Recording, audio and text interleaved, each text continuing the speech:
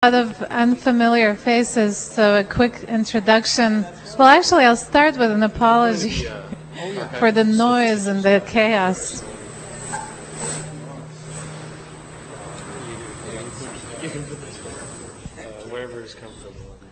So, as I said, I'll start with an apology. I am the chair of the Design Media Arts Department, and I welcome the new faces here.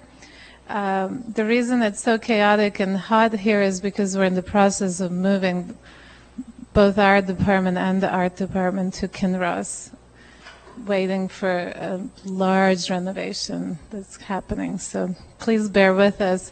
And that apology extends to Charles as well, who has to kind of deal with a little bit of a chaotic situation. So I'd like to just make a very, very brief introduction.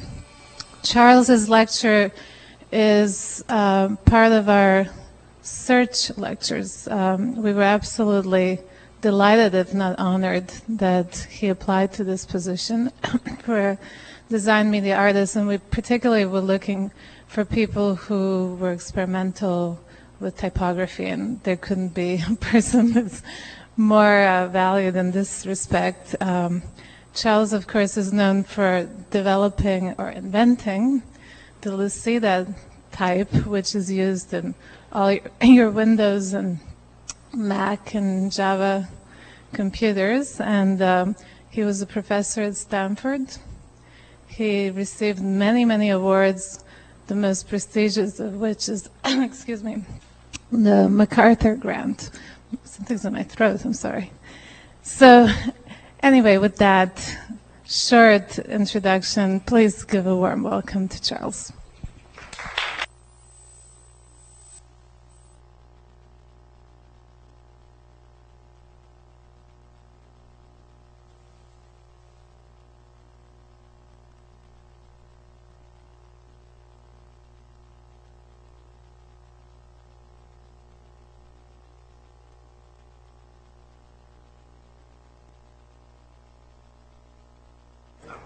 We're in the 21st century, and we still don't know how to turn things on or fix our video recorders. Well, I've spent the last 20 years or so working on the cutting edge, or sometimes the bleeding edge, of technology for typography and for computer systems. But today, I want to talk not about the details of this, but about the purpose of it and the underlying significance and patterns that come from it. When you work in technology, especially today, you work with companies that are looking just the next step forward. They're focused on the future, but the immediate future, and they don't have a chance to stop and think. Well, of course, they have to brag about how fabulous whatever it is that they're going to do will transform the world, but they don't have a chance to stop and ask, what happened to all the things that we thought in the past would transform the world, and did they or did they not? And what I want to talk about here is the kind of ruminations I've had both as a teacher over the last 3 decades and as a designer and a functionary in the computer industry about what is the significance of these things. So what I want to talk about is patterns of evolution in written scripts. And it'll be fairly simple. What I want to point out first is that there is what we call writing systems, a manner in which language has been translated into written forms. And this has its own characteristics. Once we have written forms, they take on a life of their own. And even though languages may evolve in one direction, the written forms may evolve in another. And this gives us today a very rich palette and a very heavily layered, deep palette of signs that we use to represent linguistic facts. I like to start with this picture. This is a painting, Femme à la lettre, by Pierre-Auguste Renoir, one of the Impressionist painters.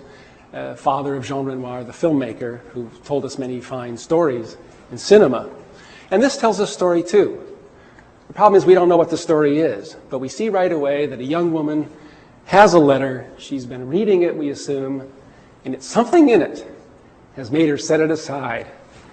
She's looking off, thinking about something we think in this letter. So what was it? It came from far away. It's a thick letter. It's caused her to dream or to remember. We can only imagine what she's thinking. But this is the purpose of writing, and it has been for 5,000 years, to create information that can be transmitted in time to someone later than you, or to yourself later, if like in a shopping list. In space to someone so far away you'll never get to them. To a sense of history if you think that you have something to uphold and you want future generations to remember. It has this great expanding quality, and yet in order to do that it has to throw away a lot. And so this is the charm of it and the difficulty of it. This is a advertisement for a printing house in Holland by Piet Zwart, a Dutch designer, a member of the De Stijl group, done in 1930. The design looks essentially modern today, 72 years later. And I'll tell you a story about Piet Zwart at the end if there's time. Every day in the United States, we produce something between 10 trillion and 100 trillion letters. This is about the same number of red blood corpuscles in the human body, or the number of viruses you get when you have a cold. So depending on your attitude toward typography, it's either the lifeblood of society or a social disease. Can you say this number again? What was the reference? What was the unit? No, the number of... Oh, I'm sorry. Somewhere between 10 trillion and 13 trillion. This is a number you get by looking at every magazine published, every book. Within a year? Within a day. A day. All of the newspaper classified ads, all of the scrollings on screens. It's a frighteningly big number. How is this calculated? Well, I looked at the, I looked up the printers and you look up the Printers and Publishers Weekly, and you look at the size of the largest metropolitan newspapers, the number of pages they print, the number of classified ads they have, which are in very small type. Now, we print all these, but most people don't read them. I mean, you don't read every classified ad of every newspaper. Junk mail flows across your screen. But the numbers of these things that we throw away is fantastic. And of course, the texture of our modern life is covered with print. We ignore most of it, but it's there. And in fact, there is some theory, not much evidence, but theory that because we have so constructed our modern lives and we've built these forms for it, that our actual visual systems are influenced by this. So if you grow up as an adult in a society where people read, and when we live in constructive dwellings, we have a different set of receptors tuned for this stuff than we would if we grew up in a natural world. It's just another part of the nature-nurture controversy. But the experiments to find this have been inconclusive at best. I think it's actually bunk, but anyway, we know this. We do know, however, that of all the writing systems in the world, if you know your writing system, you're pretty satisfied with it. So although we might say that one is more legible than another, one's more important, whatever you are used to reading, whatever was your language and the way you read it, that's what we like.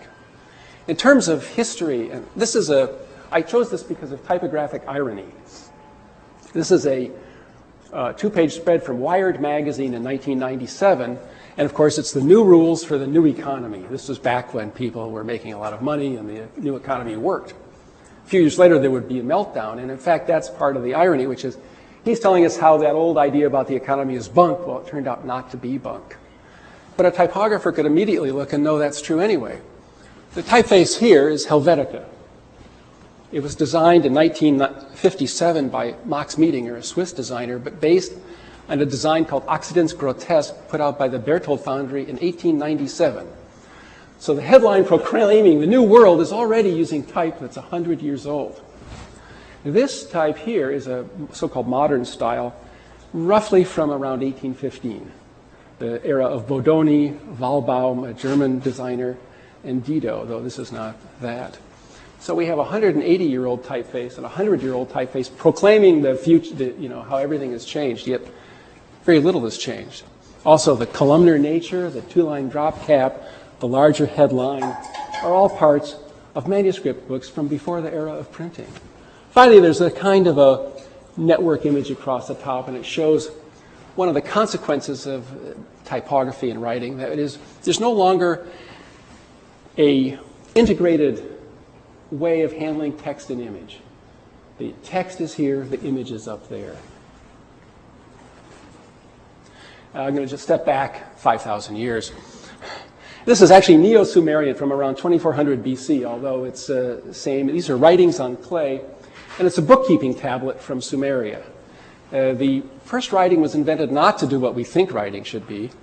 We think it should be for literature, poetry, religion, truth, philosophy, history, but it was really for bean counting. Bean counters developed it, and they counted beans with it. They actually counted sheep, bags of barley, distributions of beer, the amount of money that a temple took in, the amount of money that an administrative center could do. And for hundreds of years, this is what writing was used for, bookkeeping. And so there's a book by a professor here at UCLA in the Near East Studies Center, Robert Englund, called Ancient Bookkeeping, and this is an example of that. These are actually, since these people invented writing, the Sumerians, they actually showed us pictures of themselves amongst, and you'll notice that they have, just like today, people walk around with designer labels on their clothes, it says, or I see a t-shirt there. These little guys have cuneiform inscriptions on their skirts. It's not clear to me what they're saying, but as they are bringing tribute here, each one is marked. It's probably a district or a city-state or a representative. And in a way, it's just like the iconography of modern computer screens. You have a generic icon, and underneath it you have a little caption that says, what it is. Now we get into the exciting part. At the invention of writing, if you think about what the overall goal is, it's to represent the world. We want to give this knowledge we have to someone else. But when it was invented, an important decision had to be made. What is it you represent? On the one hand, in the path that painting has taken, that photography takes, is we make an iconic representation of the world. You somehow get a picture of it or a likeness of it, something that resembles it in a certain way, and this is how we communicate. Today, photography, the cinema does this, but writing took a different path. It's very complicated, and today very technologically complex to make these representations. So what the inventors of writing did in a period that took almost 1,000 years was make a fateful decision. Instead of representing the world directly, they would use the graphic forms to represent language. Once you do that, in every writing system known, an inevitable progression takes place. The early writing tends to be iconic. It's representations of things. Now, there's some subtlety here, but nevertheless, it appears iconic, and this is a reconstruction of very early Sumerian ideograms. Ideograms is probably not a great word, but we see a bird, a fish, a donkey, an ox, the sun, and so on. But as time passes from, say, 3200 BC here to Old Babylonian 1800 BC, roughly the Code of Hammurabi, to Neo-Assyrian, the time of the biblical text, say Nebuchadnezzar, the iconic forms have been lost, and we see only abstractions. The linguistic elements that they represent may or may not be the same, but the shapes have changed radically. This is an example also of the use of signs that no longer necessarily represent words, but meaning. So the star shape is a determinative in cuneiform that means god or goddess. But you can use it in combination. It's not pronounced, but it's used in combination with other forms to, say, differentiate between between goddesses, and over here between a city. So this is the city determinative. It's a semantic glyph without a pronunciation. We do the same thing in modern typography, which I'll show you. This is just a sample from the Code of Hammurabi. We already see this is 1800 BC. We see the nice orientations of columns and rows and strips and subdivisions of text showing that roughly 1400 years after the invention of writing, there was a high degree of planar organization, two-dimensional organization of these texts. Whereas speech, although it has amplitude and pitch and many other characteristics, it's a one-dimensional stream. This is a column, right? Yes, it's a large basalt column in the Louvre in Paris. Egyptian. Nothing goes all the way around. It only goes halfway around. The other side is a picture of Hammurabi himself, of course, receiving some important information from a god, since he's the emperor and he can talk to the god. But yes, it's a kind of carved around a semicircular cylinder. Egyptian hieroglyphs, invented just a little bit later, again begin out as iconic forms. Now, they're representing language. This is not picture writing per se. The shapes have sound representations, though a large picture is a picture here. And you see that there's a kind of an integration where the elements of the writing look like pictures, and the pictures look like pictures. So we see in this early tomb inscription, ancient Egyptian. When it becomes used for books, however, then you have to write faster, and the scribes who write it begin to abbreviate those shapes because they're easier to write. If you have a long time to carve something in a tomb that will last for eternity, you can take all the time you want. But a scribe is working under pressure of time, of materials, haste, speed, the ease of writing, how many words can you write in a given time with a pen. And so we see the hieroglyphic book script evolving as more abstracted. So we get a, oops, wrong push. The famous Rosetta Stone actually has 3 inscriptions then, hieroglyphics at the top, a style of Egyptian writing called Demotic in the middle, and Greek at the bottom. Demotic is entirely abstract. And here's an example of what's happened in the history of Egyptian. You start out with highly iconic forms, representations of existing things, though they have linguistic signs. They become the hieroglyphic book script, then hieratic, and finally demotic, in which all trace of the original icon, the original image, has been lost. And yet they function similarly. So the graphic evolution doesn't follow necessarily the linguistic evolution. Is it true that this Rosetta Stone is so important because that was the first thing with what they could decode the hieroglyphs for the first time? Yes, absolutely. It was the first trilingual inscription that allowed people to understand the correspondences between Greek and Old Egyptian. Champollion, the Frenchman, was the first one credited with deciphering it, though an Englishman, Thomas Young, did a lot of the earlier work. And they both had to refer to Coptic, the descendant, essentially, of Old Egyptian, but written with a Christian script, a Greek-style script. So Champollion never gave credit to Young because of, the kind of academic infighting that occurs in such situations. So Champollion claimed priority, but he did figure it out. Where's the stone now? Oh, it's in the British Museum. The French conquered Egypt. The British then took it away from the French and grabbed the Rosetta Stone as one of the prizes of imperialism. And partially that also causes the fact that Champollion didn't want to give the credit to an Englishman. After all, they stole the stone from France, from Napoleon. So you have these complicated historical things. There's sort of 3 main ways that people have created writing in the Western tradition. One is what I call the ductile tradition. It's the moving item, a moving pen, a moving brush, a moving scratcher, some kind of stylus or scribe. And what the thing traces is that kind of lively dance of the form. This, of course, is spray can graffiti from Los Angeles from about 30 years ago. It's somebody's tag, chingazo, which is a obscene remark. But anyway, it shows in spray can lettering the same kind of thing as the history of the scribal tradition, which is you have a moving image, and it has a great deal of life and vitality and excitement, and pattern, kind of a dance of the hand. Another method is the method used for inscribing, and this is an attempt by the French to rationalize the theory of letters using a newly invented Cartesian coordinate system. They've divided the plane up into a bunch of little squares, and they've constructed geometric lines here and made it like this. So to say, finally, through the power of rationality, we finally figured out how this stuff can work. Of course, no type designer before this, and very few after it, ever used such a method. It's an entirely invented academic way of looking at it. But it's pretty and exciting, and they made these beautiful etchings. This was done in 1702 by a special commission to Louis XIV. Another method, and this is of course familiar from digital, all kinds of digital printers and digital screens, but I chose instead a needlepoint pattern from the 17th century from Pierre Lebet. And this is presumably to show you how to stitch letters of certain kinds. And you notice that it has the same problems that you find on screen displays. Look at the glitch in the N. The angle of the grid doesn't quite match the angle of that diagonal of the N, and so you get a little hiccup in the shapes. And we find that, of course, there's nothing like a round. They're all stellated or staircased.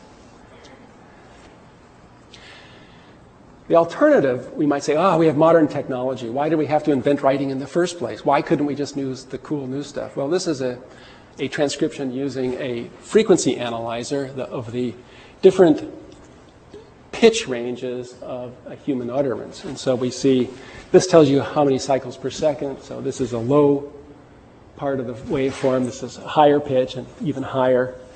And what does it say? Oh, he left here 3 days ago. Then it says British accent, so my accent won't be the right.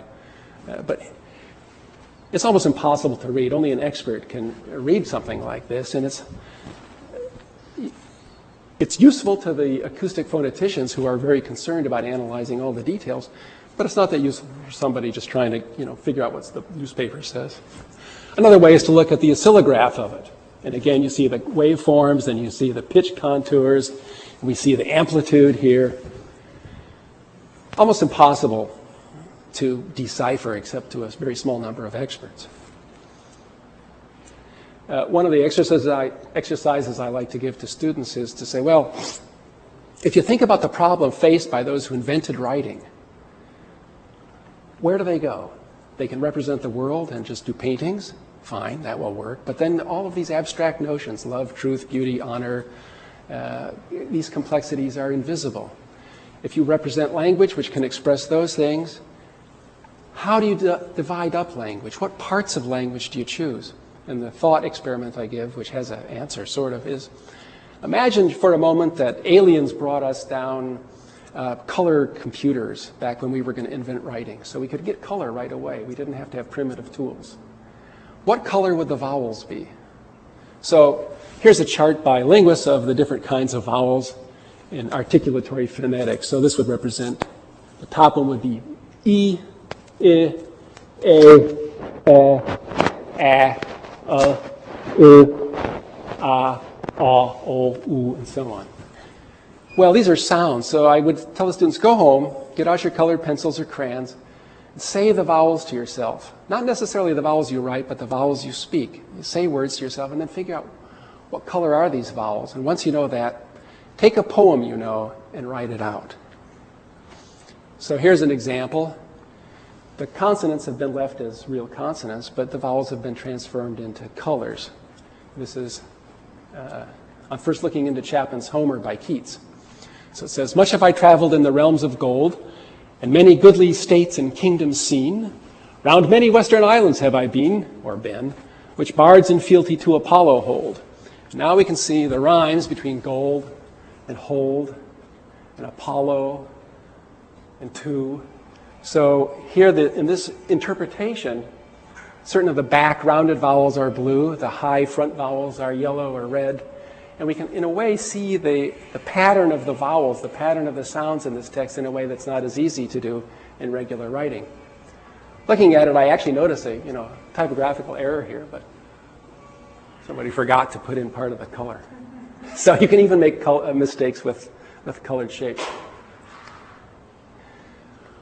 But we didn't have colors when writing was invented. We had eyes, and the needs to write things small and dense took advantage of an aspect of the human visual system, that the visual system extracts edges from things. We don't really see what's there. Already an active interpretation goes on in the retina and then later on in the brain. So if you have a white field like here and a dark field like here, a light meter would record, say, the red line, highlight, down, low light. But the eye knocks down a field of similar color and then emphasizes the edge as being brighter than it really sees, and then de-emphasizes the dark edge as being darker than it really is, and then comes back to some area. That's called lateral inhibition in the visual system. Another consequence is that the human visual system is only sensitive to certain frequencies in space. By spatial frequency, I mean an alternation of dark and light, dark and light, dark and light. Some frequencies we see better than others. So, this is a little bit blurry in the slide, but usually what people see is sort of a hump-shaped pattern where you can see up in the low contrast area, you see a little more of this middle range than you do down either here or at the other end, because your visual system is better at seeing some things than others. Once that's graphed, it shows that the spatial frequency that's most sensitive to the visual system is around 3 to 5 cycles per second, or cycles per degree of visual angle, rather, at the retina. Now, you might say, why do we care about this? Well, Courier type set at 12 point and read at a reading distance of about, say, 14 inches, happens to subtend about, I'll go on a little further. So if we have the Courier type out here, we look at the fact that the Latin alphabet roughly has 2 cycles per letter. There's 2 strokes, N, O. We can think of as having 2 black and white alternations. When you hold it out at normal reading distance, the spatial frequency of the words you're reading are roughly about 5 cycles per degree of visual angle. So what has happened over the course of evolution of typographic forms is that we've tuned them, the sizes we use for typewriters, the sizes we use on computer screens, the distance that we commonly read them, tend to place those shapes up toward, not quite, but up toward the top of the peak sensitivity of the visual system. You might on the one hand say, well, isn't that how we should do everything? We should optimize everything. But this was an unconscious optimization. Nobody did these experiments 500 years ago to figure it out. It was an evolution, an unconscious evolution of preferences for certain sizes, certain styles. When typographers cut types, this became evident only after you analyze it. This is the accidents grotesque, the ancestor of Helvetica or Arial from 1897. It was cut by hand by punch cutters who cut it at the size it would be used. So if it was small, they cut it small. If it was big, they cut it big. And they actually make these optical adjustments.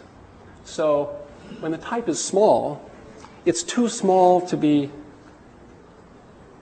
you're getting down here. The spatial frequency is too high to be optimally legible. So what they do is they stretch it out. They make the letters wider, and you put more space between them to make them more legible. The typeface, well, the Lucida designs that Chris Holmes and I did also use this principle, and so does Verdana, a typeface popular in Microsoft Windows and for internet stuff. It's a wider, larger type that essentially tries to get more action out of it by stretching it out. I'm going to switch now from things that happen at the level of the retina to things that happen at the level of consciousness when people make real decisions. Sometimes we don't know why. Here I'm going to argue backwards. Again, it's kind of a thought experiment. Everyone will have noticed that the Latin alphabet has a high degree of bilateral symmetry in the letters. And I put little red lines through it here. You can see that. Little, like 40%, let's say, depending on how many letters you think there are in the Latin alphabet. But roughly less than half are bilaterally symmetrical. If we go back in time to the Greek capitals, which were the ancestor of the Roman capitals, 2/3 of them are bilaterally symmetrical. I've made them sans serif to remove the influence that the small ornamental serifs may have. And you say, well, what's going on here then? Okay, and if we look at our modern lowercase, which is more recent than the caps, only 5 letters in standard lowercase are bilaterally symmetrical. So you say, lowercase is most recent. It's almost entirely asymmetrical. Roman caps are more ancient, and they're 40% bilaterally symmetrical. And the Greek caps are 2/3 bilaterally symmetrical. If we go back even farther, will we get to a golden age where the alphabet is entirely symmetrical? Well, let's see. No. This is Punic. It's a descendant of Phoenician script. The same script went to Carthage as went to the Greeks, more or less. But you look at it, it's almost entirely asymmetrical. It's written from right to left. About the only piece of symmetry you see is the ayin here, which is the ancestor of the Greek omicron. What happened? Well, these signs came out of a long tradition. They were written from right to left in an asymmetrical way, and the Phoenicians never ever thought about how to make them more elegant for presentation. It wasn't a part of the way they thought about the alphabet. This is the aleph, a glottal stop at the time, but it's the ancestor of our A. When it gets rotated, you can see the diagonal and the crossbar. What really happens is when the Greeks borrowed or took the alphabet from the Phoenicians, they spent a couple of centuries fiddling with it. The Greeks invented possibly not many things that we credit them for, but they certainly had an inquiring and logical mind. And so it wasn't enough to have this alphabet and just use it. They first of all had to transform the Phoenician alphabet and invent the vowels out of it. So they took unused sounds that were not used in Greek, the ayin, the he, the aleph, and they made signs for sounds that the Greeks knew were important, the vowels. They didn't do them in color, but they certainly knew that they needed them. And then there was, in the 6th century, a period called the Boustrophodon era, in which the Greeks, possibly from the influence of band patterns on vases and from other kinds of ornamental work, said, well, why should we write all the way down to the end of one line and then have to retrace to the beginning of the next? Let's just turn the corner like somebody plowing a field. And they called us Boustrophodon, ox turning. In Greek drama, you have strophes, they're turns, and then they said, well, okay, we could turn and come back this way. When I used to ride my bike to Stanford, I went through some fields, and I would see tractor strophodon because they would be plowing these fields back and forth. So here, the first line runs left to right, then it runs back right to left, and then it runs left to right, and so on. But even so, not all the letters became completely symmetrical. Why? Well, if all your letters are bilaterally symmetrical, how do you know which direction to read the line? You need a few that are pointing one way or the other asymmetrically to key you into which way the script will work. Somewhat later, this is at the end of the Peloponnesian War, and Athens fought Sparta, and there was a great disaster for the Greeks. They were decimated by plagues, Pericles died, but they put up this thing in the Greek way, which is to give those young men who died in this war what they could not have in life, and that's immortality, the imperishable fame of the Greek tradition, the fame of Achilles. So we can still read their names today. The Greek draft resistors of the era, we don't know their names, but we know these guys who went out and died. And not only is it an elegant set of capitals, but you'll notice they're in columns. They read left to right, but they somehow stack up in columns. And the Greeks now invented this idea, which they called stoichidon, regular writing. They made everything roughly the same width, and they could fit it in these nice patterns. So they were always thinking about the two-dimensional pattern of their text. It's an ancient idea, but we use it today. This is a typeface that Chris and I designed for Microsoft called Lucida Console. I mean, there's, 150 million copies of this out. Not everybody uses it, but it's just strewn everywhere. And the letters are in clear, fixed pitch, monospaced style for use in a very primitive aspect of the Microsoft operating system. So an ancient Greek ornamental idea becomes today a technological idea that fits certain purposes of vast companies and the people who use them for writing programs. Why was it necessary to do this? Because Windows has such a, in some way, a primitive interior that it needed a way, what they called a console terminal, to go back where you could write simple code, and the little application that runs it doesn't understand proportionally spaced letters. It thinks every letter is the same width. Also, it had trouble with high capitals, and so the capitals become short. So we find that even today, there's a tremendous effort to have this fixed pitch style, which the Greeks were already doing in 400 BC. As the letters evolved, you notice something about our Latin writing system that is not shared by most systems in the world, and we have something called capitals and lowercase. We have two versions of every letter. It's true for Latin, it's true for Greek, and it's true for Cyrillic, but it's not true for Arabic, Devanagari, Hebrew, most other writing systems. How do we get it? And why? Well, when the Greeks colonists transmitted the alphabet, their alphabet, to the Etruscans, it was here written from right to left. This is an Etruscan abecedary. It's somebody doing a little practice of what is the alphabet, writing it out. Here's some more of them. The Romans got their alphabet actually from the Etruscans, although it had a Greek ancestry. Several hundred years later, once they had an empire, or first a republic, then an empire, they created these elegant forms for inscribing and for telling you what the Senate wanted to tell the people. And these forms are as useful today as they were 2,000 years ago. And in fact, if you go to movies, some of a type design by one of my students, which is essentially not quite a tracing, but an adaptation of ancient Roman forms, is called Trajan, after the Trajan inscription on which it was written. Movie titles are full of this because they give the thing a look of imperial majesty, of formality. You put bank lettering in this, not in a script. You don't want to trust your money to somebody with some kind of fancy handwriting. You want the solidity of the Roman Empire behind it. But over the centuries, when scribes had to do real work, writing out bills of sale and quick text, these forms become much more cursive because of the speeding hand that's trying to write quickly. This is from 168 AD It's a bill of sale. It was called Roman majuscule, fast handwriting on papyrus. 400 years later, this stuff had really mutated, you might say. There's parts of it sticking up and parts are sticking down and most of it's connected. At no point did somebody stop and say, I'm going to invent an entirely new illegible way of writing. It's just that century by century, increment by increment, those ancient capitals became this stuff.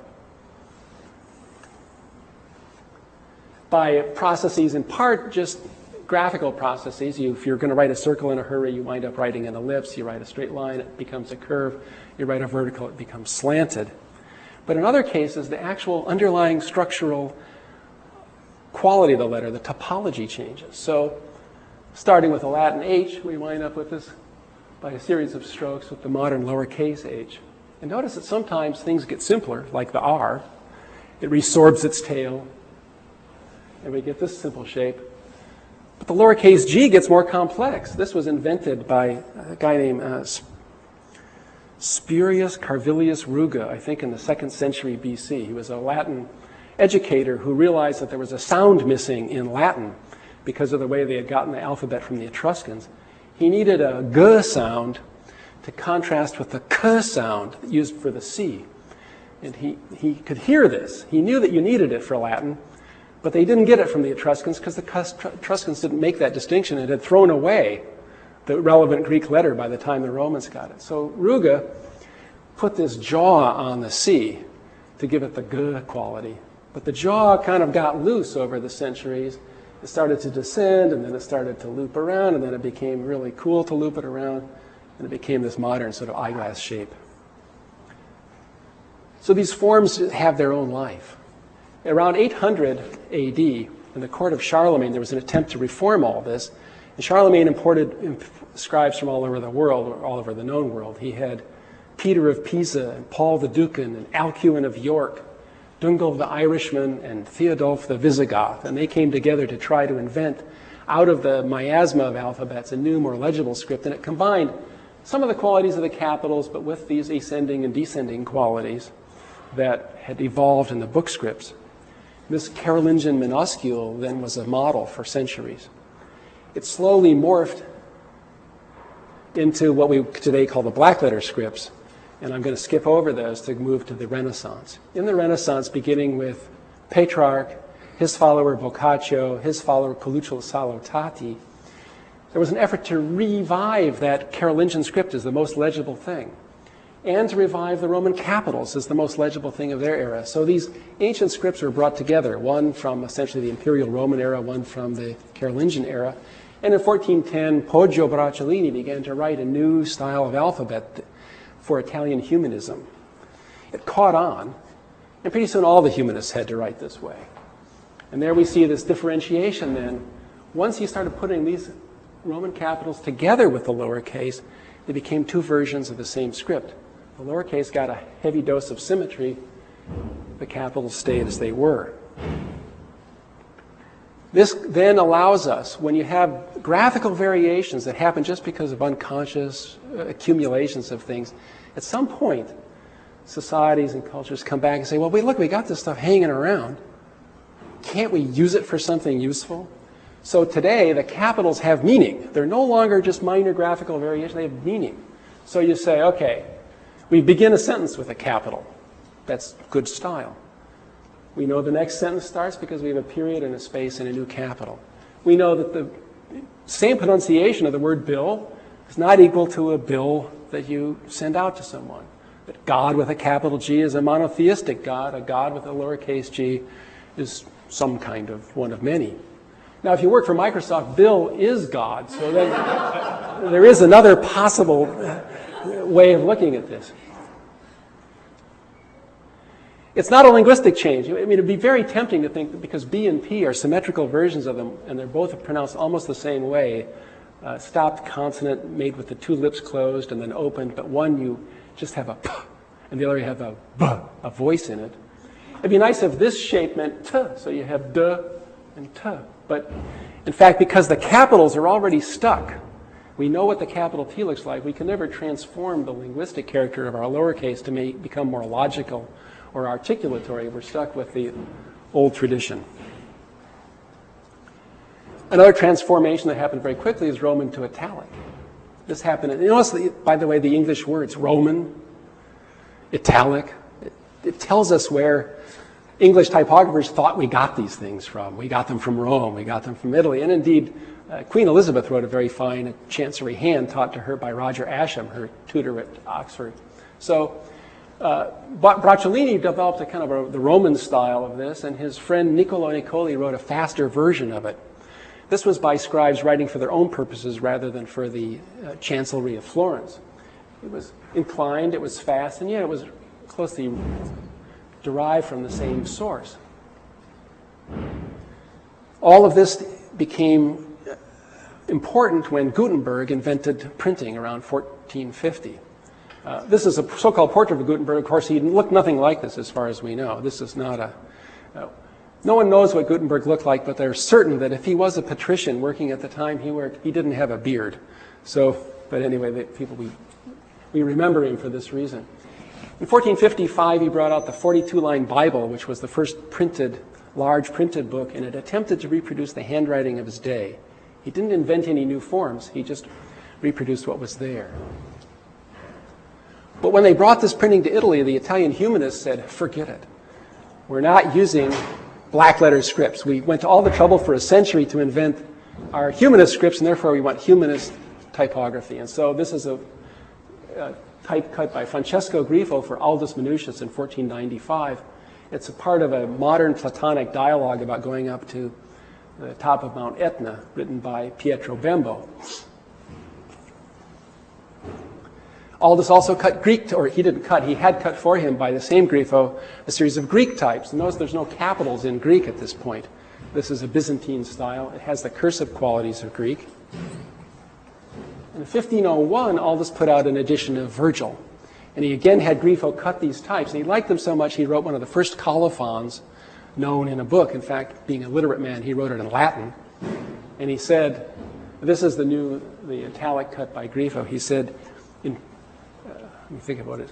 Grammato glyptae laudem, qui grai stedit Aldus in Latinis, dat nunc grammata sculpta daedales, Francisci manibus bononiensis. It says, in the praise of carved letters. Behold, Aldus, who gave carved letters to the Greeks, now does as much for the Latins by the fabulous, the Daedalus-like hands of Francis of Bologna. So this is the first plug for a typeface designer we also know. Later he argued with Grifo, and Grifo quit and went somewhere else. So we see here the set of transformations that give us our modern typefaces, starting with the formal to cursive transformation that underlies most writing systems written by hand. Capitals to minuscules, winding up with Alcuin of York's work for Charlemagne in the 9th century, Poggio Bracciolini's revival of these forms, Nicholas Jensen's printing of them, Niccolo Niccoli's italic, Aldus Manutius's first italic type. And by 1560, printers were now making Romans and capitals and italic capitals all in one set of fonts. So the italic then, instead of being a competing style, becomes a subordinate style. And now we think in modern typography, you always have italic, and there's a certain set number of uses for it. We seldom put a whole book in italic, but there's always some in scholarly printing one way, and as emphatic italic in other ways. So we keep, again, inventing new forms and drawing them back into typography, not as competing parts, but as sort of organelles of an ever more complex cell. Same kind of thing happens in Chinese. Here we have a Han inscription in what's called Han, or regular official style, from about the 2nd century AD. By the 11th century, we see brush writing here with a highly cursive style in which the forms are no longer even clearly differentiated. So again, in this brush written tradition, completely different from Latin or Egyptian or cuneiform, we still see the same trend from formal to cursive. Again, in Arabic, this is Nabatean inscriptions, actually, the precursors of the Arabic alphabet. But by the 15th century, here's an inscription by Shah Mahmud Nishapuri for Shah Tahmasp, also admired in Turkey. And this is Nastaliq, a highly cursive form in which the letters are joined and stacked in a complex way. Even to this day, there's I think only one typesetting machine that can reproduce the complexity of this handwriting. Basically, it's something you can only do with, a scribe can do with his hands. Computers cannot yet actually achieve it. In the 19th century, we see the transformation of light to bold. What happens essentially is the English, having invented the Industrial Revolution, discovered an important fact. You can make lots more stuff than you can sell, so you need a way to persuade people to pay attention to your products and go buy them. So English type foundries began to make many variations of fonts that were no longer to be used for religious edification, for instruction, but rather to astound and to attract and to stop you in your tracks. But a printer couldn't afford to buy many sizes or very much type in any one, so you wound up with posters like this where they only had enough type to set maybe 1 or 2 lines in each style, and they would switch to a new type for the next style. And when the Macintosh came out in the 1980s, suddenly people who had been used to typewriter types for all their lives had lots of fonts. And you see the same kind of exuberance where suddenly around 1985 you get documents with 12 typefaces on it because the author thought that this font would be good for this part and this other font would be good for this part. And we had this very exuberant kind of fluorescence. Most people complained about it as being graphically, odd, but still it has a historical style that we recognize. They came up with the Egyptian styles, very bold weight styles, and slowly began to use them as companions for emphasis. They were not a part of the same typeface, but they were out there. You could use them for emphasis. Oops, I think I got the wrong button. By the time that Chris and I developed the typeface, especially for laser printing in the early 1980s, it was a foregone conclusion that if you brought out a typeface family, you would have to bring out Roman, italic, bold, and bold italic, that this set of variations had become a logical aspect of what typography is, just by the accumulation of these formal changes. Here we have a Quran of Ibn al-Bawab, who's the inventor of the Naskh style of bookhand from, I think this is about the 11th century too. In modern Arabic, a completely different writing tradition, but once Arabic became typographic, they reproduced that. This is essentially a descendant of Ibn al-Bawab's or Ibn Muqla's Naskh, but they needed boldfaces. You notice that they got them, but they got them by stretching things in a different way than we do in the Latin tradition. Here, you emphasize the horizontal part of the letter and make that fatter. So they have adapted the Western tradition, but adapted it to the typical Arabic style. And serif versus sans serif, this comes up all the time in academic and other things. Which is more legible? Well, it turns out we can never figure this out. The best psychological experiments show that there's no difference, although there's a few that show that under special circumstances, contrary to expectation, sans serifs are more legible on screens under certain kinds of reading under certain situations. It's not a big difference. The first sans serif was from 1816. Then by William Caslon IV. That's all there was to it, just a set of capitals. 2-line English Egyptian up there, it says, well, that was roughly 28 point. The English developed this throughout the century until 1897. The German Berthold foundry brought out Occident's grotesque. This then became adopted by the avant-garde typographers of the 1920s, in Germany especially, and then it was refined and kind of reworked in the 1950s. Here's by Adrian Frutiger, a Swiss designer working in Paris, who took the grotesque form and created this palette of weights and widths and slants for essentially the modern post-war sans serif typography.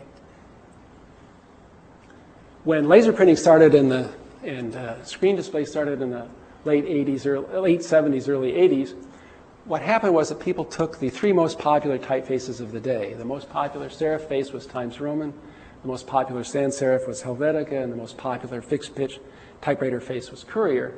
And so I said, well, they're all good, let's just put them together. The fact that their heights don't match, that their weights are different, and that their shapes are not the same was inconsequential. What people just wanted was to sort of take these things from different traditions, put them together so we could do printing. Again, when Chris and I developed laser printing types, we felt we should show that you would combine serif and sans serif in a harmonized way. So this is the first versions of the lucidiface, which combine a serif typeface in the first lines and a sans serif in the other lines. We chose a quote from Fournier because he was one of the first typographers to understand this kind of set of variations. The same kind of thing happens even in other traditions as they come into typography. Here's a computerized script in the Thai script, one of the Southeast Asian scripts used in Thailand. Notice these little circular things. These are equivalent roughly to serifs in the Latin tradition. When modern hip Thai designers begin to do advertising, they go to bold weights and look very much like the modern grotesque styles. They've gotten rid of those serifs. In some cases, they've assimilated them highly so that this shape looks like a Latin N. In Japanese, we see on the top line the kanji script, in this case in a Gothic style, a set of Gothic styles. These are derived from Chinese. They're logographic forms. They represent morphemes that have meaning. Here, the columns are the syllabogram A from the Japanese hiragana script. Originally, it was a woman's writing, but it slowly became adapted to writing the particles and other parts of speech of Japanese that Chinese doesn't need to represent. And because you have thousands of these kanji characters, it's very hard to have much typeface variation in Japan. If you need 6,000 characters instead of 100, designers would have to work for years to create them. But what they started to do is to create different variations of the hiragana, which only require 100 or so characters in order to, and these are sprinkled through the text, and so you get the flavor of a different style, even though you don't have to change your sort of vast infrastructure of kanji. Japanese readers are sensitive to this in very complex ways. I mentioned the hiragana. It's a script used for women's writing. It was used by Lady Murasaki to write a famous book, The Tale of Genji, the first Japanese novel, one of the first novels, I think, ever. Shiseido brought out a perfume in this style. I did a study of perfume labeling some years ago, and they wanted to name it after Murasaki. So they did, and they do it, of course, not in kanji, but in the hiragana writing, the exact kind of writing that she would have used to write The Tale of Genji. Japanese consumers would read this as Murasaki and know the connection. We have to sort of figure it out. And here's a Japanese magazine where you see 5 different kinds of writing. You have the kanji characters derived from Chinese. We have the hiragana characters. Up there we have katakana characters, which are again syllabic but used for foreign words and names. We have the romaji characters, in this case Newsweek, here. And the, what we call Arabic numerals, though actually derived from Hindu numerals. So we have 5 different kinds of writing systems on the cover of one magazine. Finally, the sort of unsolved problem for typography today, as it was thousands of years ago, is what to do. Once we've made a schism between writing and image, and how do you get them back together? So here's a Greek literary book, a papyrus, in which essentially the basic technique is known. You have script, and then you have a picture, and then you have some more script. This is a manuscript from Southeast Asia, and Assamese using essentially a Bengali script. And here we see a great deal of imagination of how you demarcate the iconic part, the pictorial image, from the script. But again, we have one kind of image here, and then we have the script there. Those of us who grew up using Dick and Jane or other books, we recognize again that at a very early age, we're taught how this works. We have an image, and then I had Dick and Jane, but this is Betty and Tom. I think my dog in grade school was Spot, and this is Flip. So, but you understand that the tradition has remained tame until today. Sometimes there's attempts, and I think by the most imaginative designers, to break this. This is a book of poetry written by Vladimir Mayakovsky, but designed by Lazar Markovich Lazitsky in the great era after the Soviet Revolution. The idea was to somehow, it was called For the Voice, and oddly enough, even though it was for reading out loud, supposedly, it's a highly iconic imagery in which Lazitsky used typography to create pictures of the poems. Every time the Olympics comes around, and for other things we have people telling us, well, we should have images with pictograms. We'll get rid of all the confusion of international languages and writing, and we'll just have pictures of everything. Of course, sometimes it takes a good deal of interpretation. I guess they're playing soccer here, and this is what? He's not actually playing soccer and heading the ball. He must be playing maybe volleyball. So we still need to know when we see pictograms. They're not a cure-all. They're not a immediately understandable thing. We need a cultural surrounding and a context to understand what these may mean. Another approach is that used in computers where we have sometimes often generic icons, and then you have a little caption underneath, the label that tells you exactly what that thing is. I happen to choose ancient names, but anyway. The Chinese tradition, up until the era of typography, had another path. Here, a good calligrapher would use almost the same kinds of brush strokes to create not letters, but logographic forms, characters, as to do painting. So an educated Mandarin would use the same brush, or sometimes a different brush, but similar brush, to paint as well as to write. The strokes are the same. The image, both literal and literate and iconic, would come essentially from the same technology, the same technique. And of course, highly literate poets would write poems which were essentially hypertext referring to previous poems. And so if you knew the tonal pattern that these words made, you would recognize the song from 500 years earlier that poem was referring to, and so on. So but typography essentially destroys that. You don't only have to have Mandarins working on this problem. His is, of course, a graffiti from New York from the early 80s, in which teenagers would break into the car barns and spray paint the subways. The New Yorkers hated it in many ways because it was a sign of urban chaos and decay, but it's really striking stuff. And here we have a great deal of ingenuity played to make sort of pictorial images out of alphabetic forms. There was a Swiss designer, a colleague of mine, Andre Gertler, who has a huge collection of slides of all the world's writing systems. And earlier in the 70s, he had come to New York and taken pictures of this graffiti for his collection, the same way he takes pictures of ancient cuneiform or Etruscan or Old Latin inscriptions. He came back when I was teaching in Rhode Island in the 80s, and I said, well, have you taken more pictures of the graffiti, Andre? And he says, no, I went to see it, but it was in much worse condition. He says, the subway authority is not maintaining it properly.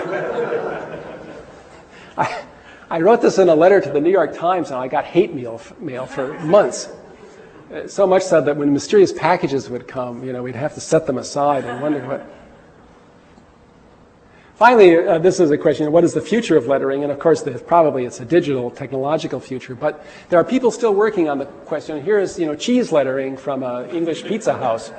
So the idea would be that not only do you eat your meal, but it will have a message for you built into the food.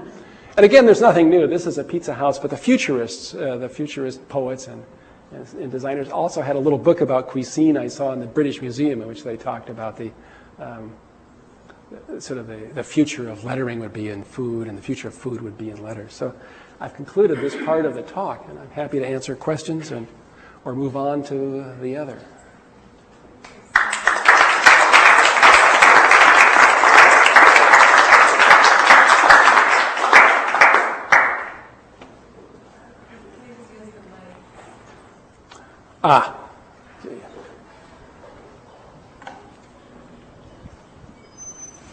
I'm going to get a drink.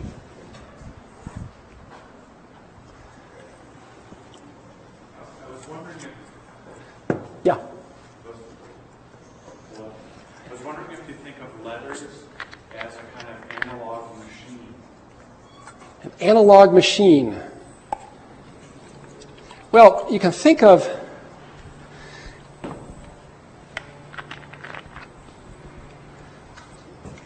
the letters up until recently were analog in the sense that they are made out of subtly varying forms.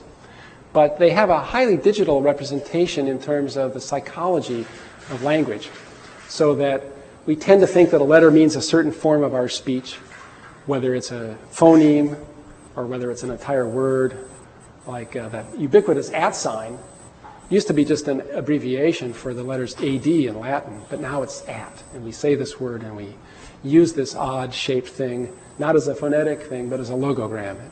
So we have this ability, but as a representational language, it tends to be discrete. As a machine, I wonder what the machine would do. That is, a machine that in different combinations makes meaning. absolutely. I mean, the different combinations are where the meaning comes from, and only some are meaningful. So you could have something spewing out gibberish, say, that was just recombinations of letters. But because it's in the service of language, we usually have people have to utter the gibberish first, and then we interpret it in type. Another experiment you can think of is the letters are made out of more primitive parts that have no real reality, no meaning independently. And designers and calligraphers think of making letters out of these primitive parts. But not all letters express every possible combination. So they're sort of axioms to a system that only has partial implementation.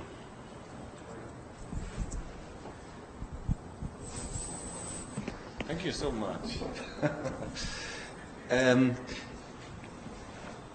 The question I have is, how shall I mean, designing or cutting a typeface, I understand, let's say, a little bit how that works. I can imagine at least how that works. What I don't know is how time intensive it is. This is something I would like to know, if you could tell us a little bit about it. And the other thing, I have not the smallest idea how to make then such a typeface, how to bring it into use of other people. I mean, how to you got a commission from Microsoft to do that, but people like Spiekermann, who made this Meta and that was successful, or Weidemann's things, I have no idea how they make other people using it. This is this. Okay, so you all hear the question. The question is, one is essentially what is the artistic endeavor involved in creating a typeface, and the other is, once it is done, how does it get used? How does it get distributed, and so forth? Well, there's two fundamentals to how you create typefaces. One is the artistic side, and that is you have a set of forms. It's like you know already the plot of your story. It absolutely goes from A to Z, upper and lowercase, and there's some punctuation. We know this. So there's no surprises there. Once you start out, you know where you're going to go. And now this is all encoded in a computer Unicode system, so we really even know the numbers that they refer to in some transnational way. And what you need to understand then is, first of all, what do you want? What is the function of the typeface? What does it express? What goal does it have? And it's quite different. There's two main divisions. One is text typefaces, the things that you read very small in books, newspapers, and magazines. And the other is what are called display typefaces, the things that we see in headlines and in posters and in displays. The display typefaces can be much more expressive, and they can be much more expressive of your artistic goals. I want to have a feeling of excitement. Okay, I make it exciting. I want flames shooting out of it. You make flames. I want something solid. In the study of perfume types I did, the question was synesthesia. Do the labels of perfumes somehow symbolize the smells of the perfumes? So I used some existing categories developed by the French perfumers, plus by historical typographers, for how you classify forms, how you classify scents, and I compared hundreds of perfume labels. What I concluded was there's no relationship there, but there's a tremendous relationship between the social function of this fragrance. So women's perfumes tend to be in scripts, and delicate light scripts, joining scripts, flowing scripts, serifed typefaces, things that somehow connote, if we don't think about it, we think elegance, delicacy, grace, style, beauty. Now, men don't wear perfume, but men wear colognes, deodorants, and aftershaves, and they have a smell, and the same companies make those as make this other stuff. But we don't see so many delicate scripts for them. We see sans serifs, bold weights, wide letters, because you might smell good, but you're still a hunk. Yeah, and this is clear. You can see this. I ran something called semantic differentials on it. You look at this stuff and you try to figure out how it goes. It's quite clear that there is this. So the expressive qualities you want are very important. There are tools. There's one called Fontographer. There's one called, it changed its name, Type Lab, and there's a new one coming out from some people in Germany and Holland, which essentially allow you to use a computer drawing tool like Adobe Illustrator or all this freehand. In fact, you can start with those. You draw the shapes, and then you have to understand the relationships between all the shapes. Just as I've shown you here, capitals and lowercase and different transformations. The type designer wants to understand how much continuity and harmony he wants versus how much homogenization he doesn't want or she doesn't want. If she wants to do something that is very smooth and easy to read, you want a high degree of regularity and replication of forms. If you want something that's complicated and arresting, you may want a high degree of irregularity. Once the type is done, it becomes a digital file, a computer file, and there the distribution methods are manifold. One is you can essentially sell it to companies whose job it is to sell type. Places like Adobe or AGFA, and many of them will license types and sell them for you. Some will pay you a flat fee, some will pay you a royalty. This is all a business transaction. But the fact is that types can be sent electronically anywhere. So on the one hand, this electronic distribution has destroyed many of the old traditional font foundries. Berthold went out of business and many others did because it's very difficult. It's like the MP3 problem with digital music. It's very hard for people to make a living when the types can be distributed for free. On the other hand, the fact that the tools are available mean that many, many people who never ever would have wanted to design a type can design types, and they can use them in very limited ways, just for their own use, for their colleagues, for their profession, and so on. So in fields like linguistics, Turkish studies, especially Ottoman Turkish, where you have the Ottoman Turks use the Arabic alphabet, and post-Ataturk you use the Latin alphabet. It's very hard to get scholarly typefaces, and for years people couldn't publish because they couldn't find fonts to publish their work, if you're in Syriac studies, for example, or cuneiform, as we showed. So scholars can now create their own fonts used for scholarly purposes and do publication that way. Artists can publish fonts that are their personal expression. And because you can distribute them on the net, sometimes you can give them away. So Chris and I have given one set of fonts away for use in Linux. We've worked up another set of fonts, and I'll show them to you in the next slide, but for phonetic usage. And we gave away a bunch of them on diskette 10 years ago, but now we're working to put them on the web so that linguists and Native American literacy workers can simply just get these fonts. And one of the biggest problems of it is once you do this, and you give fonts away for free, you get inquiries from people, and of course things can go wrong with fonts, and pretty soon you've got a lot of questions about, I use this font in this such and such a way and it doesn't work, can you fix it for me? And you have no idea what happened. So I don't know if I've answered it entirely, but there aren't really many very good books on type design, even though there's quite a lot of type designs. But people have a wild and wonderful variety that they can now achieve through the use of digital. The only thing you didn't answer is the only thing you didn't answer is what do I expect from, let's say, a mid-size typeface design project? How much time is involved? Oh, yes. What do you need? It depends. I think the fastest that we've ever designed a typeface is 6 weeks for like 250 characters. That's working, all day long. Pretty hard. You can do it faster. Some people you'll say, oh, I did a typeface in 4 days. And these typefaces are usually very impressionistic, intuitive works. When you try to do text typefaces, it takes you maybe 4, 6, 8 weeks. But Hermann Zapf did a typeface called Optima. He started it in 1948.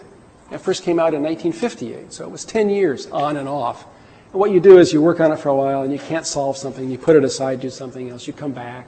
So certain levels of design take years, and others you could do it in the summertime. Other questions?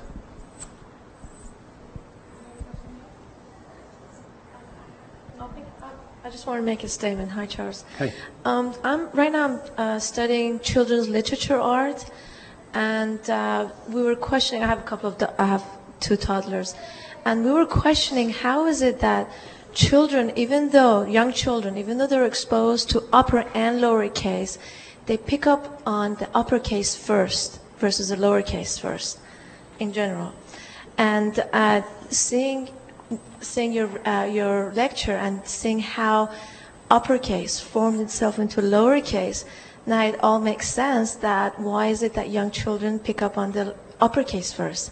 Because the lowercase is, I mean, we know that uppercase is a lot more simple than the lowercase. We all know that, we can see it, but seeing the transformation, that how it's a lot more matured and complicated.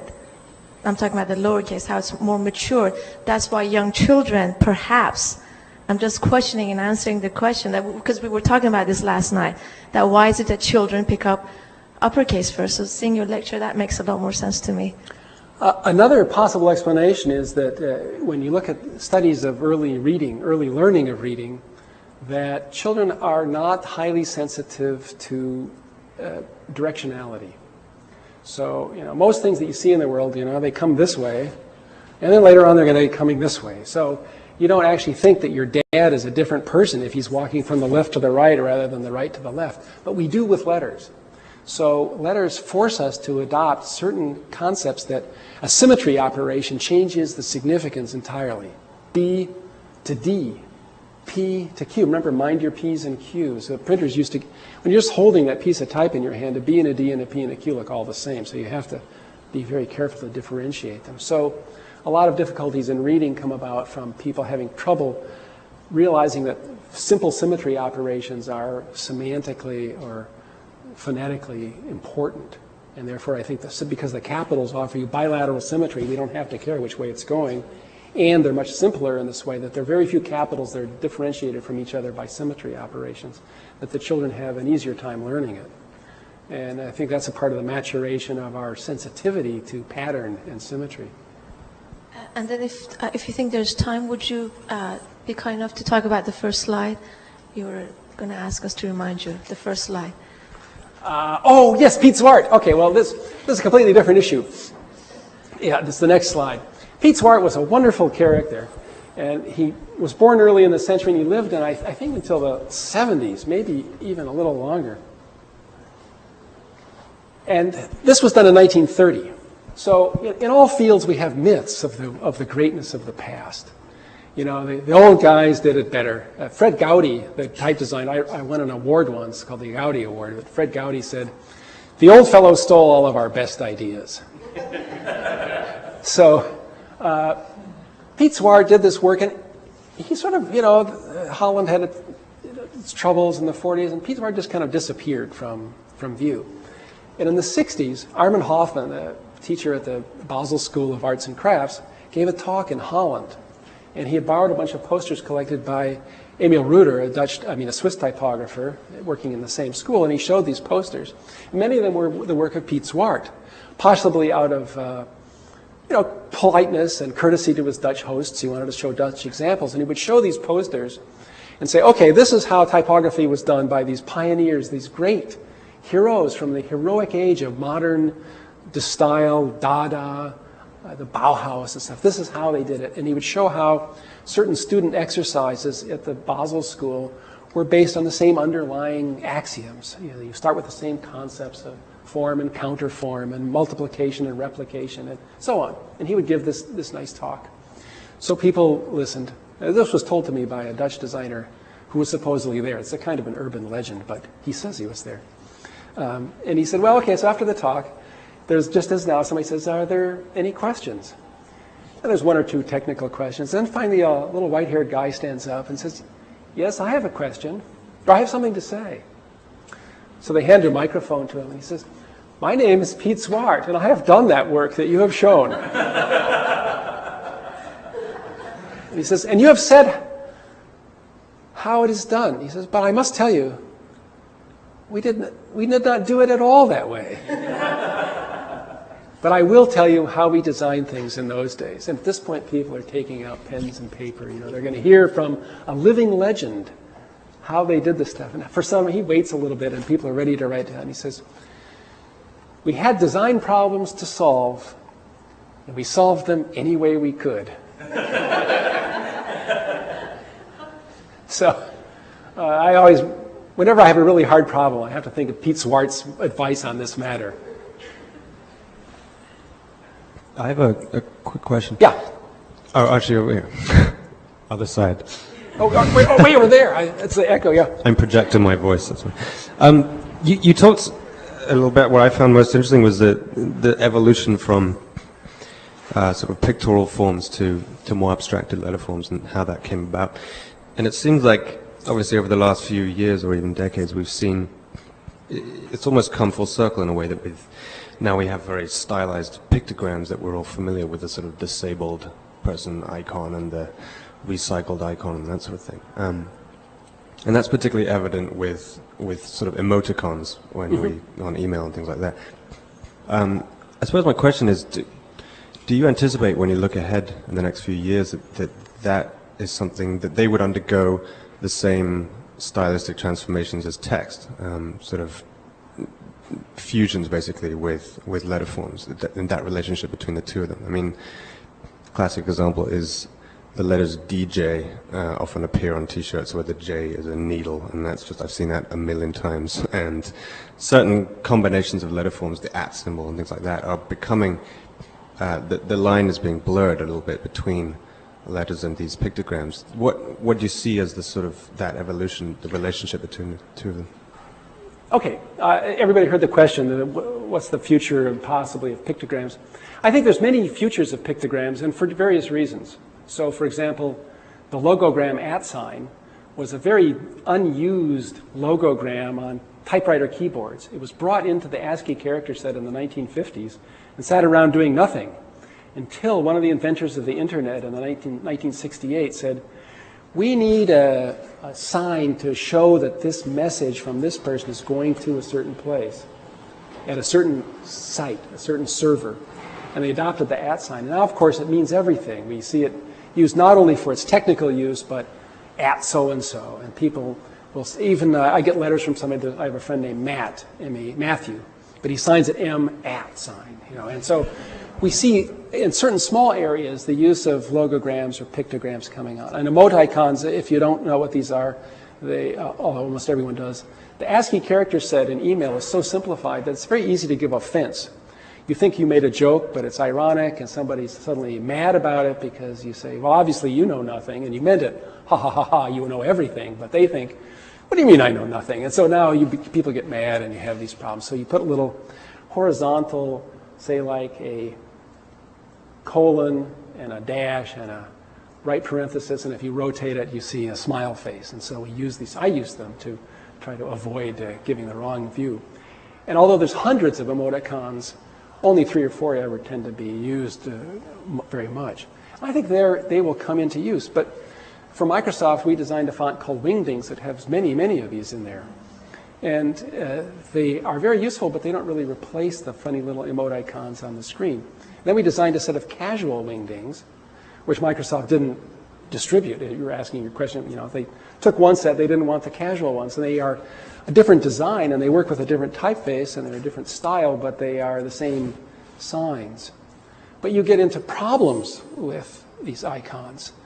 For example, with the Wingdings, there are people who think that they show that Lyndon Johnson killed John F. Kennedy, because if you type LBJ JFK, you get, I have to remember how it goes now, but anyway, you get a set of strings where it shows a frown face,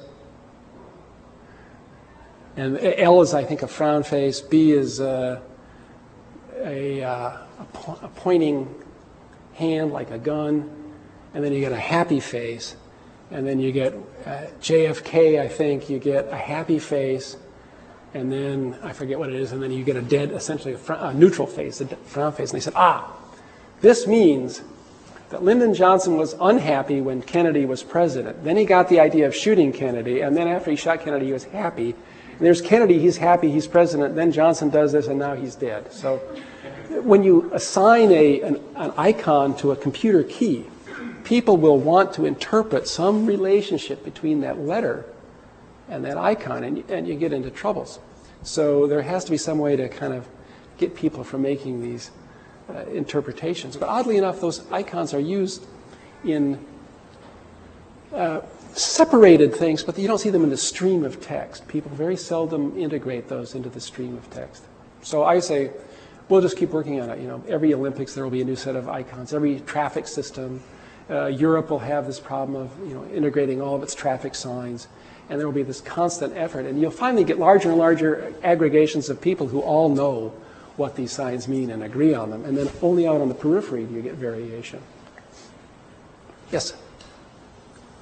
You raised another question that you haven't talked about, which is emphasis.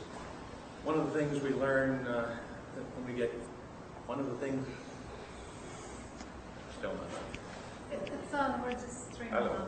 All right, in any case, one of the things we learned, we all learned when we got on computers was don't send an email full of caps because that's supposed to be shouting.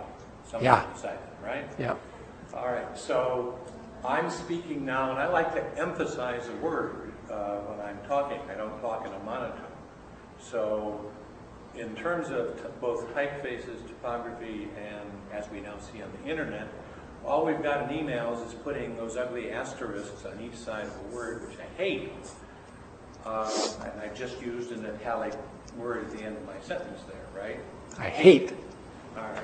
Now, I was taught before computers that in modern English, you don't use italics, you don't boldface, you don't use exclamation marks. Everything is, you're essentially supposed to write in a monotone. You showed some typefaces, like the 19th century British posters, where people started using bolder and bolder faces as a form of emphasis. How can we get emphasis back into typefaces and into writing? Well, that's a hard question because, I mean, I think you've summed it up, that in order for email to be transmissible easily, you're stuck with the ASCII character set and you can't really specify the font. So if we could go out and get other fonts and bring characters in, we could add all kinds of styles, but because we can't, we're stuck with all of these sort of unpleasant alternatives, asterisks, capitals, those little underscores at the beginning and the end to show italic. And there isn't really a good way. So really it forces us to either eliminate, as you point out, all of those sort of paraphonetic features, the features that are not a part of the segmental alphabet, tone and stress, lengthening, or we have to use sort of odd means that are too disrupting. You can make a little emphasis quickly, but of course that's the beauty of speech. I mean, one of the things that could easily happen is we'll get rid of writing. We didn't have it for hundreds of thousands of years, and then we have it, and for 5,000 years, maybe we don't need it. Maybe if computers can talk back to it, it'll be gone. That's not really a good answer, but it's essentially saying that. Stalking yourself out of the job. Yeah, well, yeah, I don't need to be making fonts because we won't need fonts. Yeah, so I see a question there. Yeah. Can you talk a little bit about behavior in fonts, especially like Flash and new programs where behavior becomes more and more part of the... Yes. Actually, you know what I would like to do, though, if I may, because I think some people have to leave. I'm wondering, could I... So you have to leave in... Yeah, 15 minutes.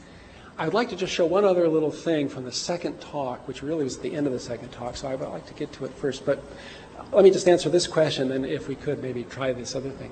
One of the things that brought me to UCLA, and also my partner Chris Holmes has been very interested in for years, is this question. That is, lettering is static.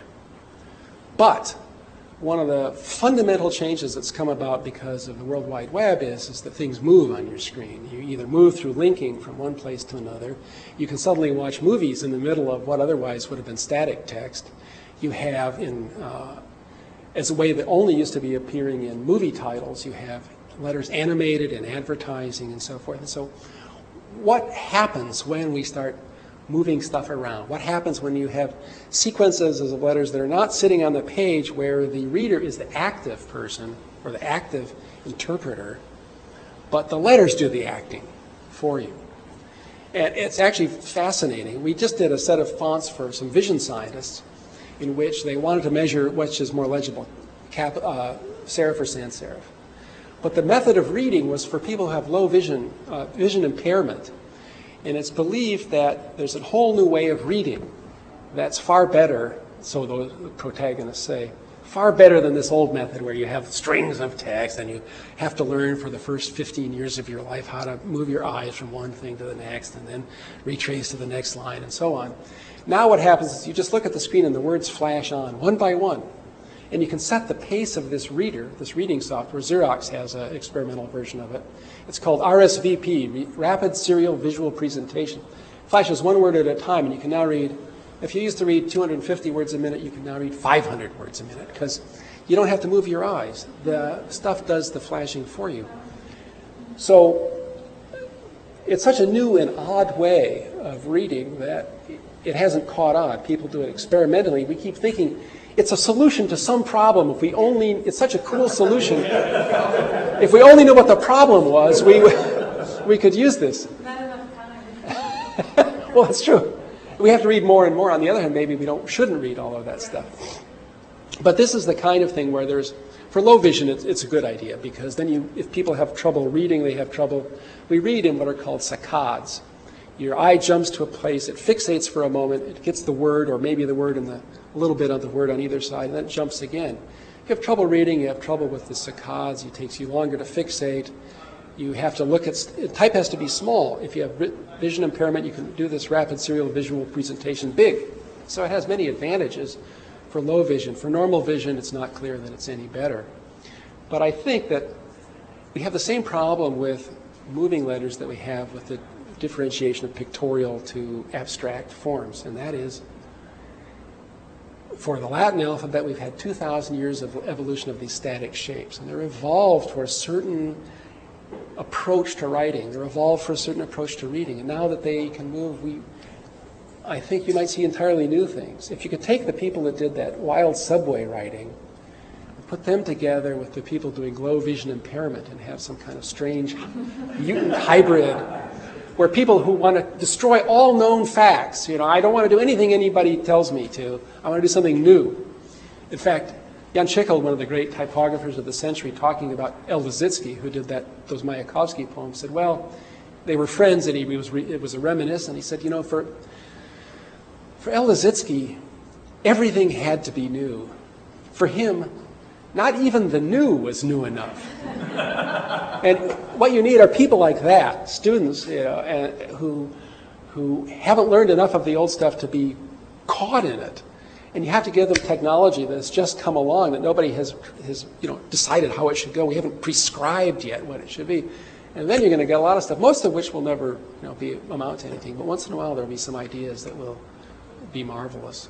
So I think that's what I'd want to see, is that kind of... And on the one hand, all the years I've been teaching, I never had any students who really got busted for graffiti. And I would always show it as an example of what people their age were doing under very different socioeconomic circumstances.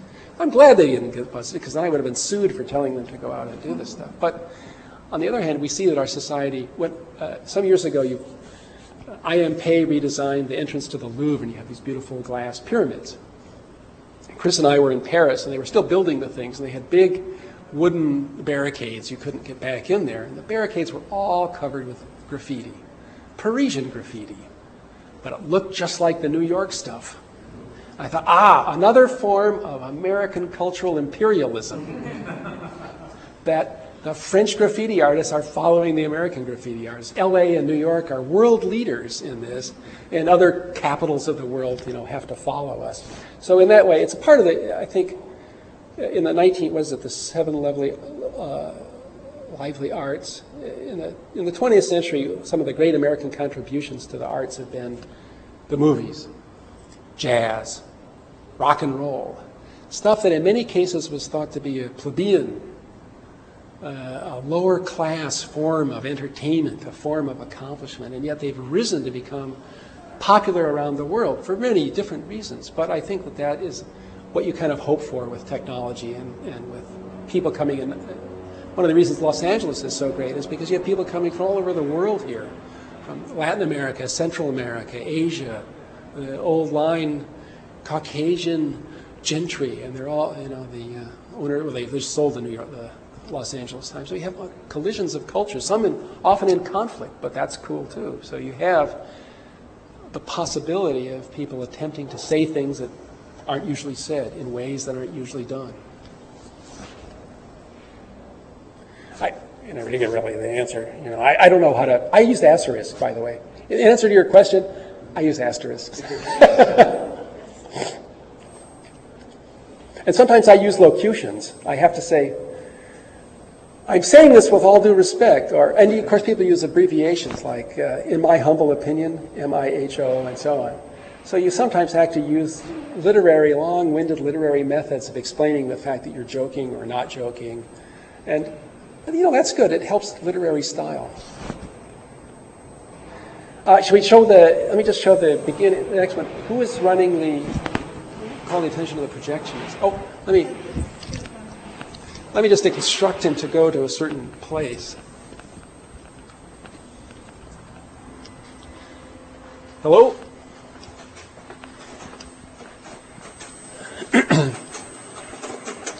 So let's see, that's the first lecture, right? I believe so. That's the one that was up there? Yeah. Let me just tell you, let's see where I want to go on this one. I think it's to like 68. Let's see here.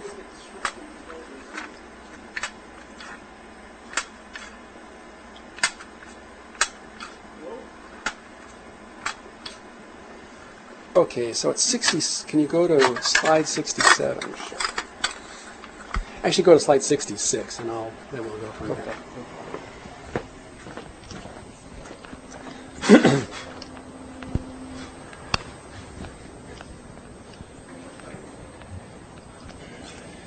I think if it works out, we'll show you one amusing slide, and then I'll explain that one now, and then we'll go into the other part.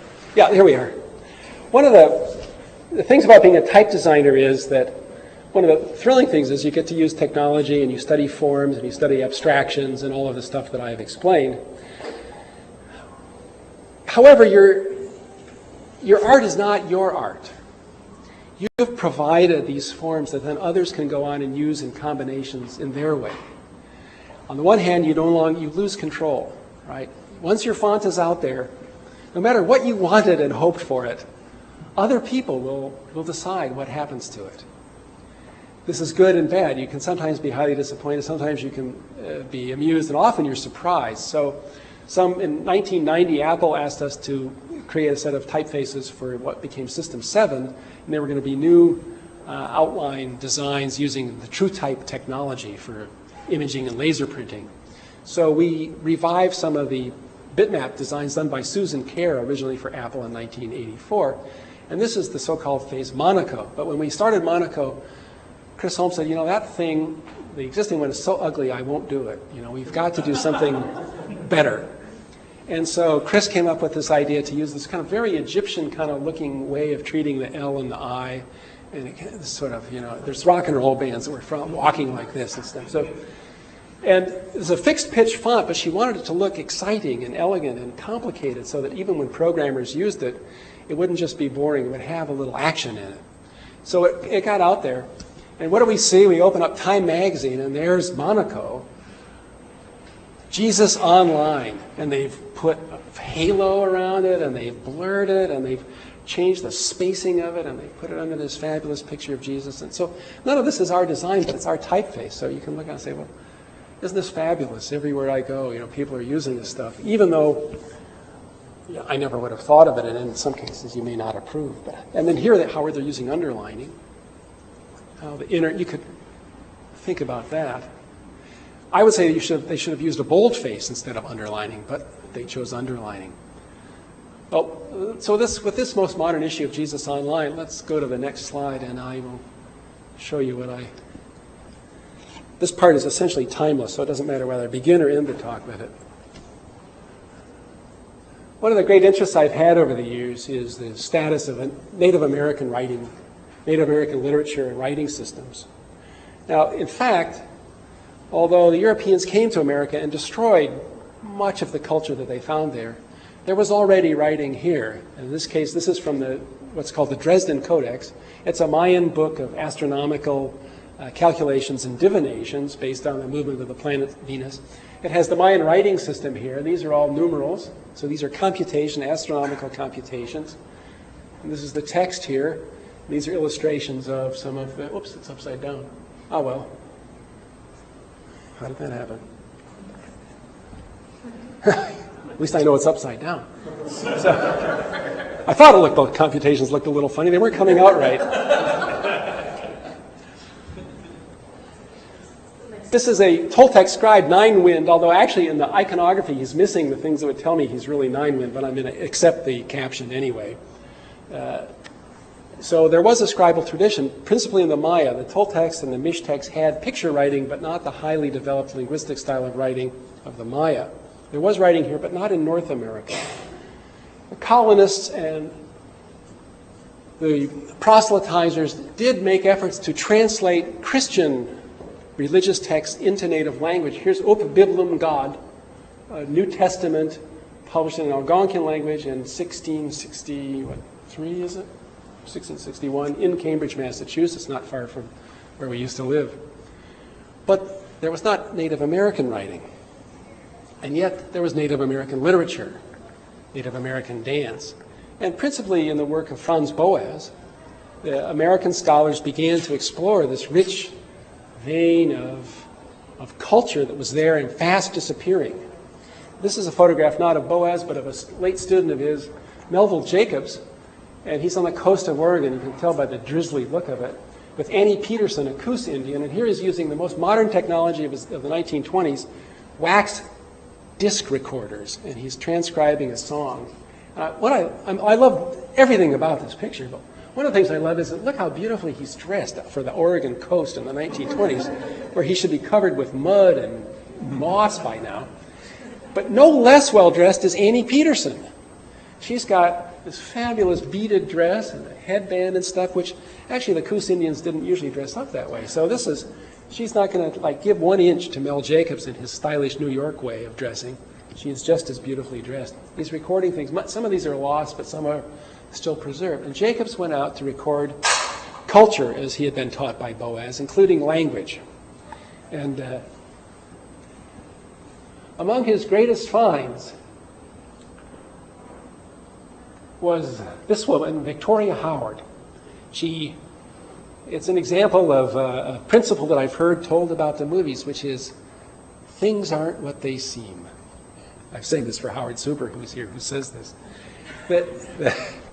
It's a Howard structural principle of the movies, that the essence of tragedy and also of comedy is that things aren't what they seem.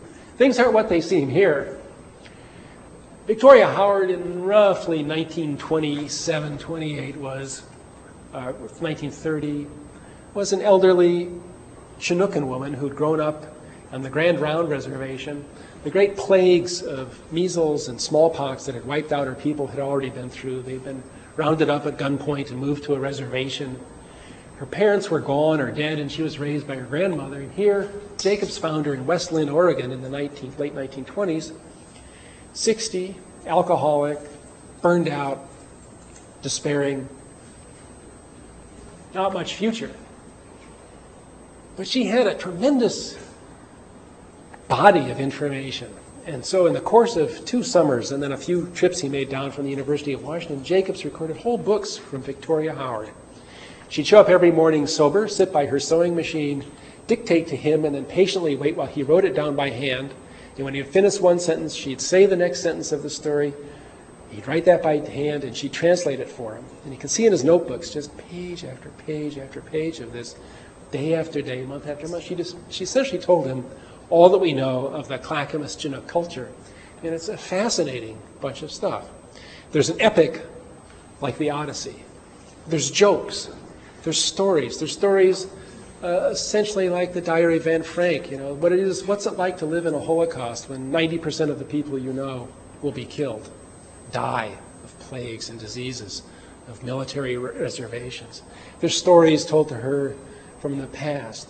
There's the myth of Orpheus. There's all of this stuff there waiting, and yet it's sitting in a few volumes in libraries and a few scholarly journals. And this is true of almost all of North America, that there was a great collection of these things, of these languages, before many of them disappeared. And so in the 70s, I became interested in typographic ways of redoing this. At first, I looked at just the typographic possibility of kind of an ad hoc system of doing this using a sans serif typeface for the Clackamas Chinook and a serif typeface. This is Sabon and this is Syntax, which is nicely named. This was just an experiment to see how you would turn these stories into text that looked more like modern poetry, more like recitations rather than the linguistic transcriptions. This is, I'll just recite this one because I happen to know how it goes. But it tells you kind of how, just so you can hear how it sounds. And of course, I have a terrible accent. I don't really sound like a real speaker of Clackamas, but since there are none left, I don't think anybody will. So this is the story of Coyote, whose name was Italapas. And there's many coyotes, and this was their coyote. So it says, Italapas nechluchwait, nichwa anuya, wilch, and it tla wamayachticha, aka nicheltwich, aka gayuya, yu gagwakomik boshle, gayashkuk, aka gilagucht, sabla ichakuk, kachocham, angshkmagawochmam, Idelcham tguyu, agushi with chwila, o gagilcham at chuya. So he goes off, he gets to this woman. She's actually turns out to be grouse, and he invites her to a dance, a spirit power dance, and she says she'll go. And then since he's a coyote, he eats all of her children in the next verses. So he's really a rascal and a trickster and a nasty, complicated guy, but they loved him. Now, every language has its genius. And when you look at these other languages, they give us insights not only into our own, but into what people can do with things and the way they think about things. The English word for window, which is just our word, actually has a little tiny poetic device in the middle of it. It comes from Old Norse. And in Old Norse, it was what was called a kenning, a poetic device where you put two nouns together, like as you read in Beowulf, where the sea is not called the sea. In Homer, you'd say the wine-dark sea. In Beowulf, you call it the whale road. You don't call a horse, you don't call a boat a boat. It's the oar steed. So a window in English comes from Windauger, a wind eye. If you have a window without any glass in it, then the wind blows through it.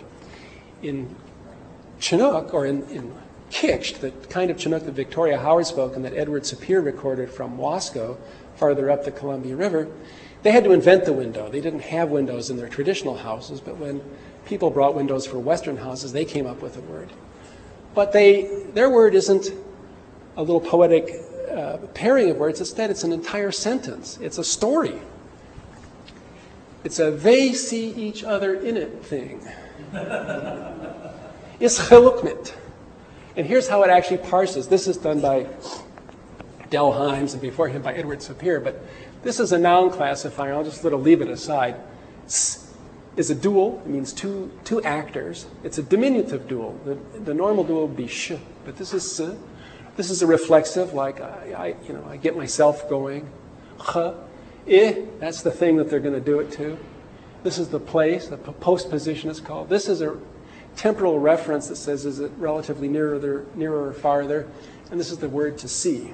So in order to name window, they said, they two little ones, each other, it in their see. And Chinookan is full of this. So when you read it, you can either read it at the level of translation or you can try to look at how the words are constructed. Edward Sapir called this the polysynthetic kind of language. Here's a joke written out. Victoria Howard, you'd see long text, and then I would see in Jacobs's notebooks and writings just little short things that she would say. And sometimes, he would say in his notes to this, he said, well, she laughed at this, but the humor of it escapes me 20 years later. So it's never good to explain a joke, but since no one understands this one anyway, I can tell it. And maybe it'll still be funny. It says, Spushkiwal as chasik aksochama, Skishkiwa tlawit alapastivi. Sik. Ashkima kwatfishine hochakit alapas. Kwatkine gwagim.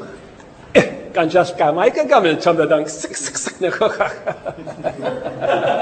See, you did get it. But the joke is that somebody compares someone to Coyote, who's a disreputable character, and therefore they have to challenge him on the veracity of it. Is that really? Is that really what he did? How do you know? Now, what you don't know is that this word, nehochak, is in the remote past. Chinook had 4 past tenses, each one farther back. So by the time you get around to this last tense, it means beyond the memory of any living individual. Now, one of the Chinookan speakers that was known to my teacher, Dave French, was telling a story once when he was in his 60s, and he's halfway through the story, and he says, I guess I'm old enough I can use the remote past now. And then he tells the rest of the story in this farther back tense. So this is the farthest back tense you can get. So once somebody's saying, how do you know for sure that Coyote did that? That means, are you as old as Coyote? Did you hang out with him back in the old days? And now the person is caught. He can't say that it's a question of hearsay. He says, no, well, kwatli lugwagem. That's what the old people used to say. See. So Chris and I in the late 70s, early 80s made a font for portraying this text, and it was for the linotype of phototypesetter.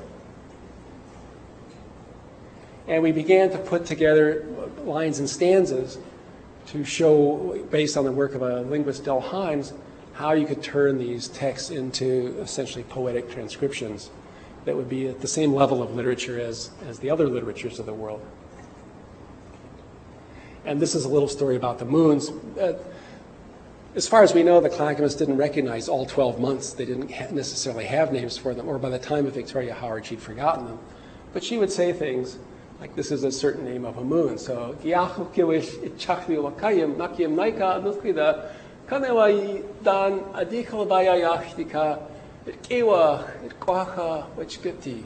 so when I get here, says the moon, the month, then pretty soon everything will be growing, flowers, leaves, grass. The next month comes along, her name is Watchkin.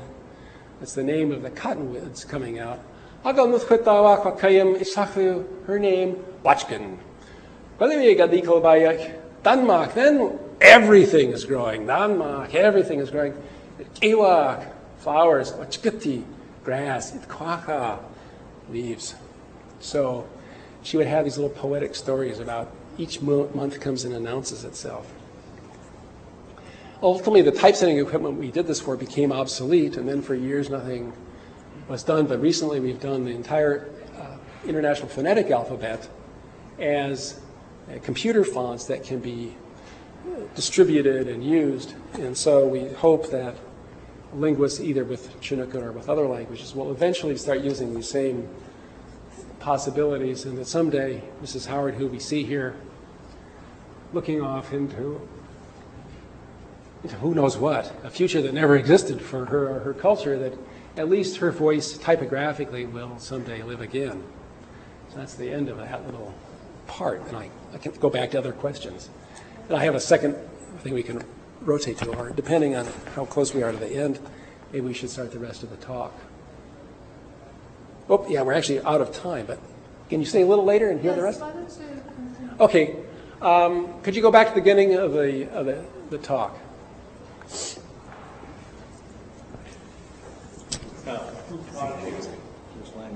I studied it as an undergraduate with a man named David French.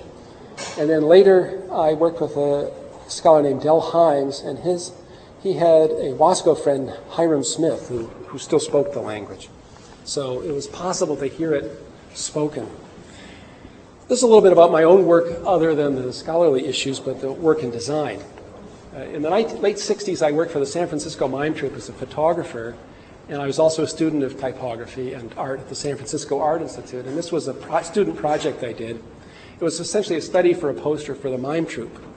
It never got used by the Mime Troupe, but it does have one famous person in it. This person, who was a wonderful actor for the mime troupe, was Peter Cohan was his name. But today we know him as Peter Coyote, an actor in Hollywood films for the last 25 years or so. Here he is playing Pantalone in a Commedia dell'arte piece. But the idea here was I was looking at a way a certain movie title had been done by Saul Bass, and I realized that you could integrate you could try to look for the intersections of images. That an image could just be the outline of something seen behind it, or the image could be the texture that reveals another image. And I was fascinated with the ways that you could get kind of secret images interacting with each other. Another version of this is the Three Graces, and it's a classical position of there's three women, two on each end and one turning away. And here I wanted to integrate the graces with a woodland scene by using the negative and positive images of a high contrast photograph of the women and a high contrast photograph of the woods, and create kind of I was after sort of that Greek feeling, that the gods and the goddesses and the spirits of the forest are sort of woven in the texture, but you don't quite see them, but you almost see them. Today it's very easy to do that kind of stuff, but in those days it was a lot of work. I also was interested in color and pattern, and this was a watercolor study. And from there I went on to the issues of the interruptions of regular patterns. What happens when you interrupt some kind of a regular tiling of the plane? And here I had two friends posing as drug takers in a sense of some psychedelic situation, which actually they weren't posing, I don't think. And in the background I created these arabesques out of hand-cut patterns, silk-screened 1,000 different elements, pasted them up, and then used this as integration of a photographic process to capture that sort of psychedelic moment of people stunned in the middle of some weird trip. This is a piece looking at the kind of mathematical interrelationships of what are called Latin squares. You can have a little algebra in which you multiply two different things by each other, and they turn out to have a pattern. And this is all of the possible patterns that come from a certain set of Latin squares interpreted in color. I can probably not even remember the details of it, but the underlying images are made out of tree ferns, photographs of tree ferns. And this is another kind of study of the same issue, which is how do you abstract natural patterns, in this case tree fern leaves, into symmetrical and colorful images by taking away the edges, rotating them, and mirroring them. This was a sculpture designed to kind of study polyhedra. It was half of a sculpture for adults and half of a children's toy, in which all of these pieces are movable, and the polyhedra move around with them, and you could, by making different arrangements, get different tiling patterns. Originally it was going to be a large number of things, but this was the only part that we really finished. A close-up of what it looks like.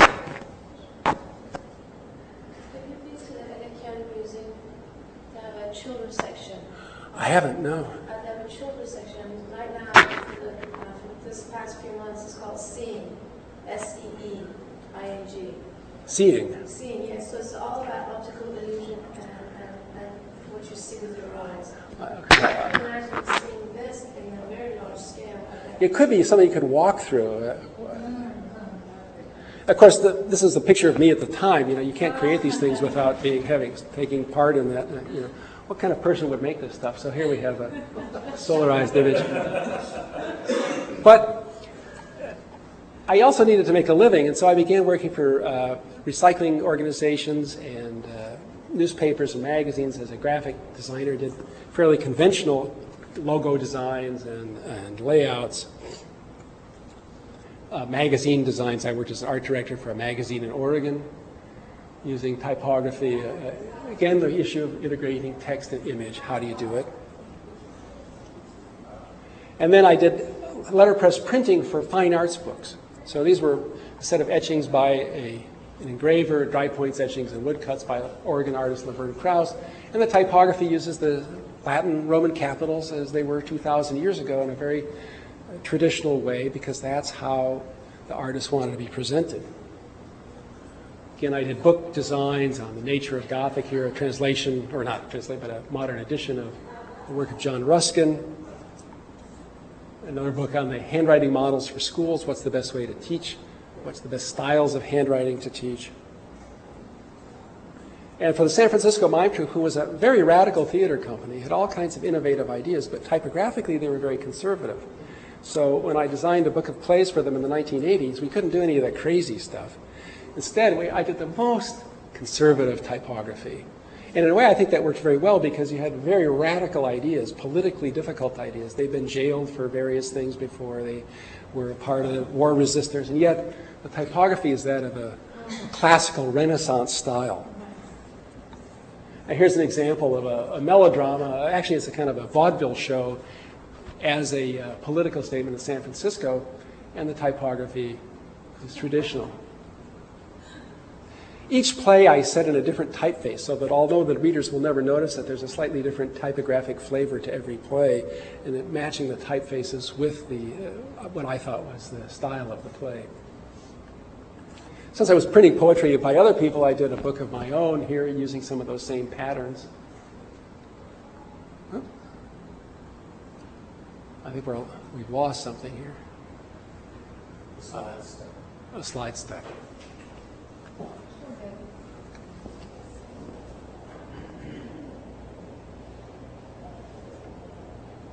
Any questions? Yeah. These days, in designing fonts, you can use, for example, Bigelow and and those tools are available for people. Yes. And I know some people make websites for designing fonts, and they ask people to contribute font designs. Do you think this kind of designing fonts with all these new electronic tools, digital tools, can be now more open to the public, or still it's too difficult for the non-people to participate? Oh, yes. I think that... I'm also thinking of this the round type fonts, that became very popular in Japan several years ago, you remember? Well, I think that, in fact, you're right, that the tools that are now available for designing fonts make it much easier than it used to be. And so really anyone can design fonts if you're willing to spend the learning curve is much shorter. So you can spend a few days, a few weeks learning how to design a typeface. And I don't see any lights back yet. So it democratizes font design. Now you don't have to have a small elite of experts designing the fonts for you. You can have anybody designing fonts. Now whether they become accepted and useful is a separate question, but that's not the designer has to decide how to make the font, and it's the public who uses it who decides roughly whether it becomes popular or not. But certainly, the tools make it far easier not only to make the fonts, but to distribute them. And we used to worry about the questions whether they're Bezier curves or Hermite splines or arcs of circles. And it turns out that those are interesting but not crucial technical issues. The real issue is there an interactive tool that allows you to make the shapes you want and see them and to test them by putting them into fonts? I wonder what's happened to the... Are you stuck back there? Can I see this first? Oh, yeah, sure. Ah. Okay. Part of this book was in addition to sort of modern technical methods, it was all hand printed by letterpress, and so I cut woodcuts in traditional ways. Some were based on the conic sections, a circle for this story, ellipse, parabola, and printed so that you can still see the grain of the wood. In the late 70s, Chris and I had a commission from a printer in San Francisco, Andrew Hoyam, who was doing a new edition of Moby Dick, and for him we designed these special capitals, and we wanted them to kind of evoke the whales and the shapes of the flukes and the billowing sails of the sailing ships and so forth. And so these were used as capitals for each chapter as well as the titling for this book of Moby Dick. And I just noticed this fact that by this time I was no longer quite the same hippie. I think I look a lot more like Melville. If you, I didn't realize it at the time. But, I don't know if you have to do this every time you do typography, whether you have to grow a beard or shave your beard or put on a suit or something. A little bit later, I worked out with some cartographers on the Atlas of California.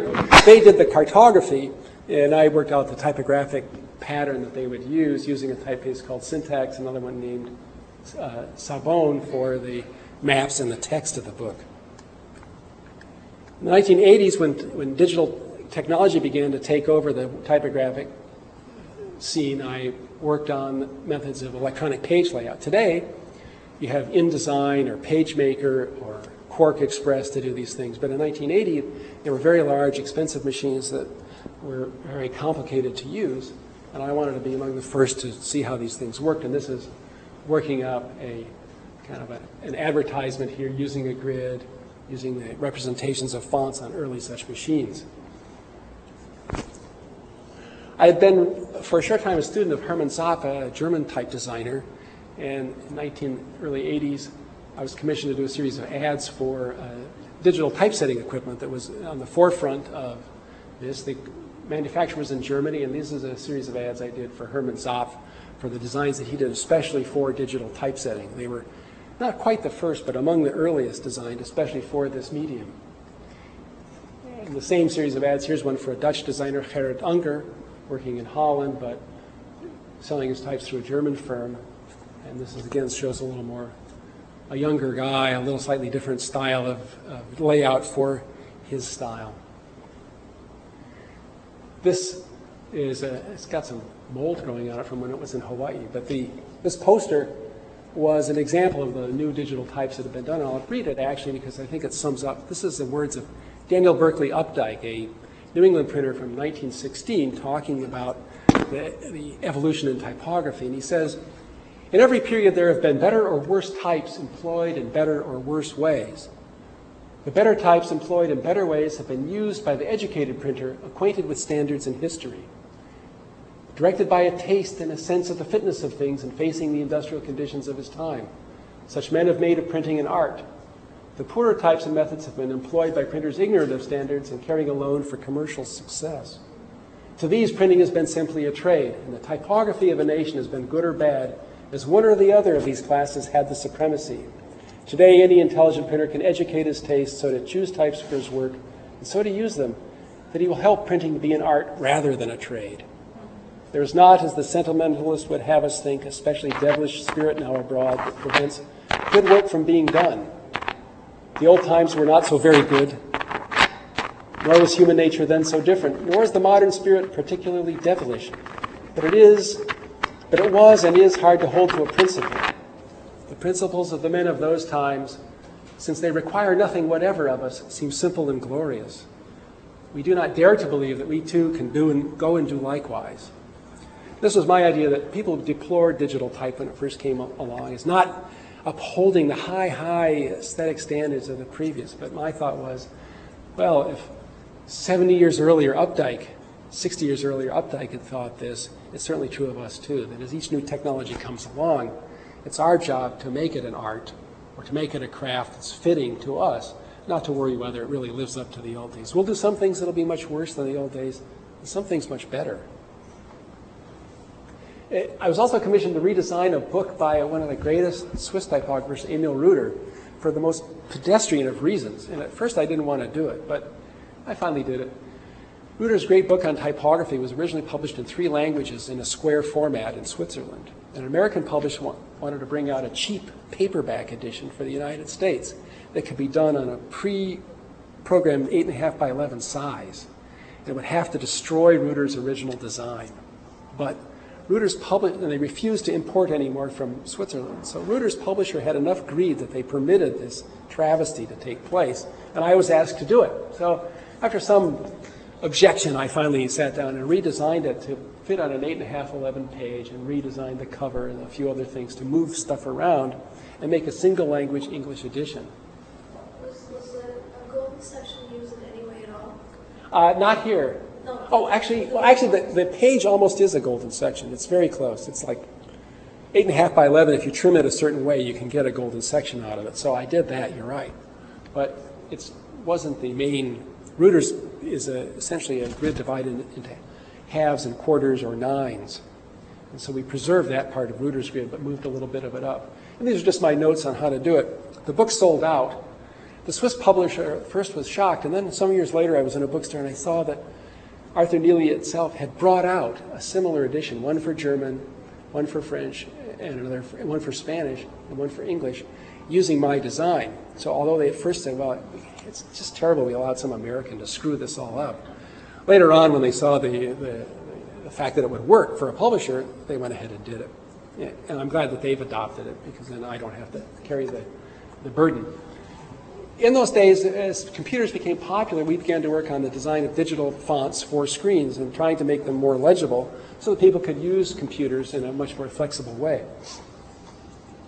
This is for the VAC station. DEC, Digital Equipment Corporation, brought out workstations, and these are the fonts we did for the user manual for it. They were all hand done, pixel by pixel, dot by dot, to be as legible as we could make them on the screen.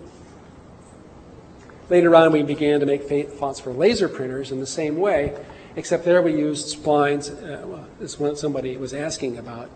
We used outline technology to make fonts that would be rendered on laser printers. And it was the first time that anybody had tried to make new typefaces. Most people were adapting old faces. And we said, well, if you know what medium you're aiming your designs for, why not go toward designing for that medium? And we did something which we thought was correcting an error in the Times Helvetica courier system. We harmonized the design so they all have the same X height, the same weight, the same general underlying pattern, so that you have a system of typefaces that now includes serif, sans serif, and fixed pitch, all as one style, one superfamily. At the same time, you have to undergo a personal change. So I shaved off my beard, and here I am standing next to some graffiti as a part of this was from Macworld magazine. And although it was about high tech, I've been talking about graffiti, so posed next to some graffiti. So I guess as the shapes change, you have to change your personal appearance too. In the 1980s, Chris and I were commissioned to redesign Scientific American magazine, for which we designed new typefaces for the text, the headlines, the captions. We reworked all about how we could integrate the pictorial aspect of a scientific magazine with the needs to make the magazine more exciting. Scientific American adopted this in 1987 and kept it until 1996.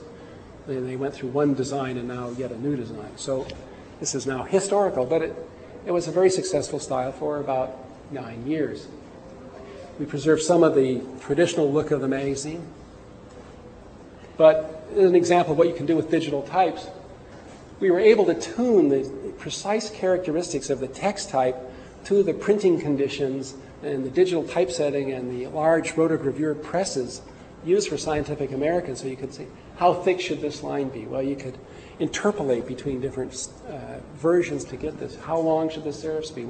How should they be shaped? So it's basically the same design, but you can fine-tune it using modern tools to get exactly the right tuning. Of course, if they change computers and typesetters and printing techniques, then you need to retune it all. So sometimes it's better not to tune such things.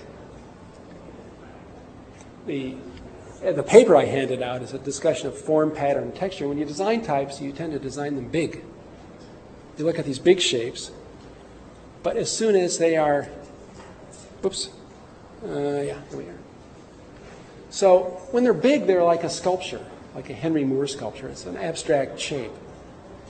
When they start to become words, then the spaces between them and the pattern of light and dark become what we're really looking at.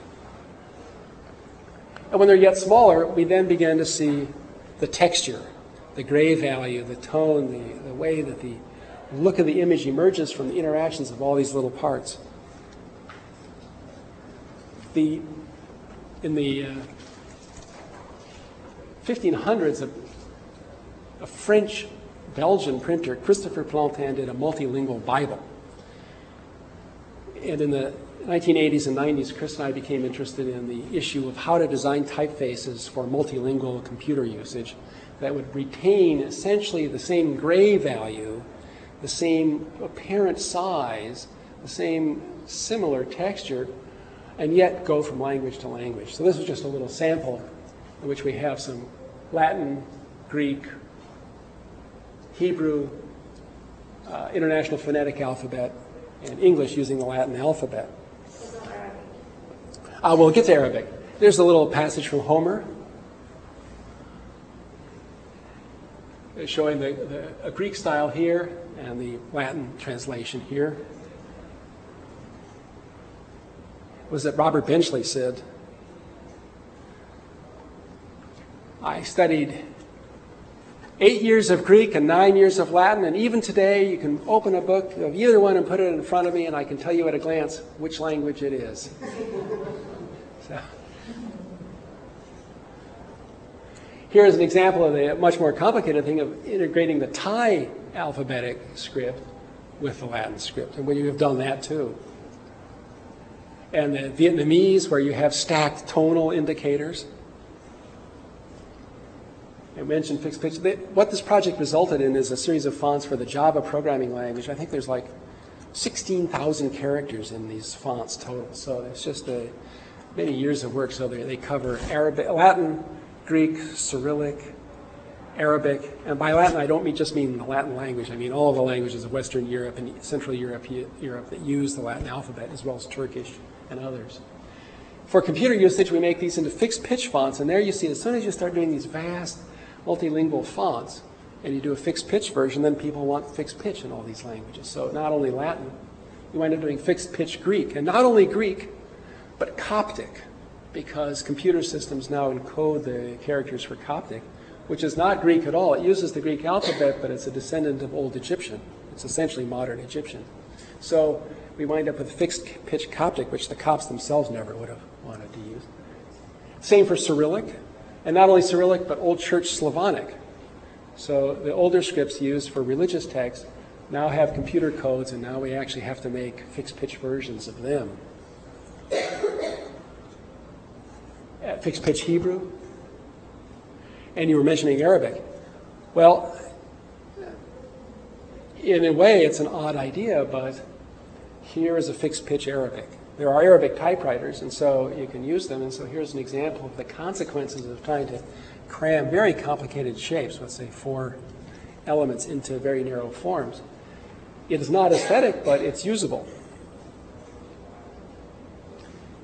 In doing that also, we recreated, I remember in the first talk I talked about the cursive transformations of scripts, and here you have an example of an upright script, but of a casual style. The inclined script, which becomes more cursive, and then finally a joining handwriting. These turn out to be very popular in various ways because they have that informal style. Especially modern, youthful, and young typographers don't like the highly regulated Helveticas and Arials, which seem to them to be the kind of rigid holdovers from an earlier era, and they like the crazier, funkier styles. This shows, again, this is the Lucida Bright font used for text in Scientific American. The casual version, which has much the same shape, but is more based on a moving hand, and then the quick cursive version. Our types, once you make types, you know, they can be used for anything. So we did mathematical types. They can be used for mathematical typesetting, a very formal academic purpose.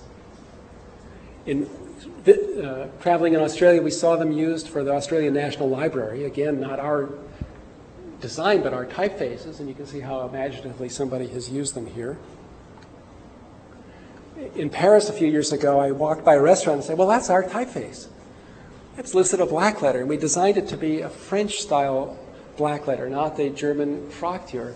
And here was a restaurant, so I went in and said, well, that's my font. And I bought dinner, and then they gave me a copy of the menu, so I can see it here. And he said that of all the typefaces that Microsoft had made, this was the one that he thought was the perfect one for his restaurant. So I was happy to know. We thought it would be used for something else. But it's the 81 franc fixed price meal. And, you know, most of our fonts are in distribution, but we do have some in permanent collections. And, of course, some of our fonts are in the Louvre. Now, they're not actually in the permanent collection, but they are near the exit, and that may be a useful. So that's Lucida Sans and Lucida Sans Italic, showing you how to get to the Rue de Rivoli out of the Louvre. And again, here's some of our typefaces used for ice cream. And the fact that some of them are very popular in all kinds of junk food, yogurt bars and all kinds of stuff. And although, if you'd asked me, I would have said, no, I'm actually kind of thrilled to see how they've joined and merged the letters here and made them kind of like dripping ice cream and all. So there's it's Lucida Sans Bold Italic. Well, that's some of the light. So it's Lucida Sans Italic, both light, medium, and bold. This is a cyberpunk novel which has used our Monaco face and condensed it down on the cover. For some reason, Time Magazine really liked our design, so they were kind of used the cyberpunk design. This is original design by Susan Kerr for Apple, called Chicago in the early Macintosh, and then we redesigned it for the digital technology that Apple adopted, the TrueType technology. And it became, once it was renderable at any size, scalable as they say, then it became highly popular for this kind of way to denote, a certain kind of computer style. And here we are at Jesus Online, which is where we began this. So that concludes the talk. Thank you for staying.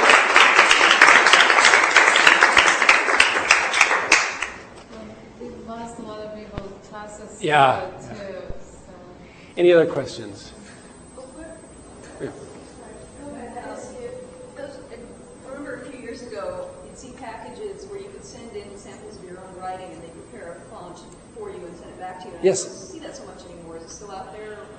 I think that there are still places that will do that, and I think the difficulty is it was hard to make a living for people to do this, so that they it was uneconomical to run a business that way. But it's still certainly done, and you can of course do it yourself. You can buy a program, write it out by handwriting, scan it, and do it. On the other hand, it's better sometimes to have somebody who knows how to do it. They can do it in a few days, whereas you would take.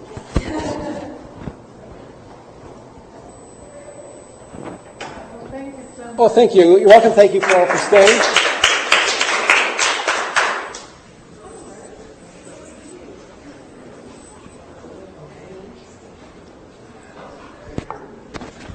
Hi, Hi. my name is Milka. How are you? Hi, nice to meet you. Same here. If you don't mind me asking you, where are you now and what are you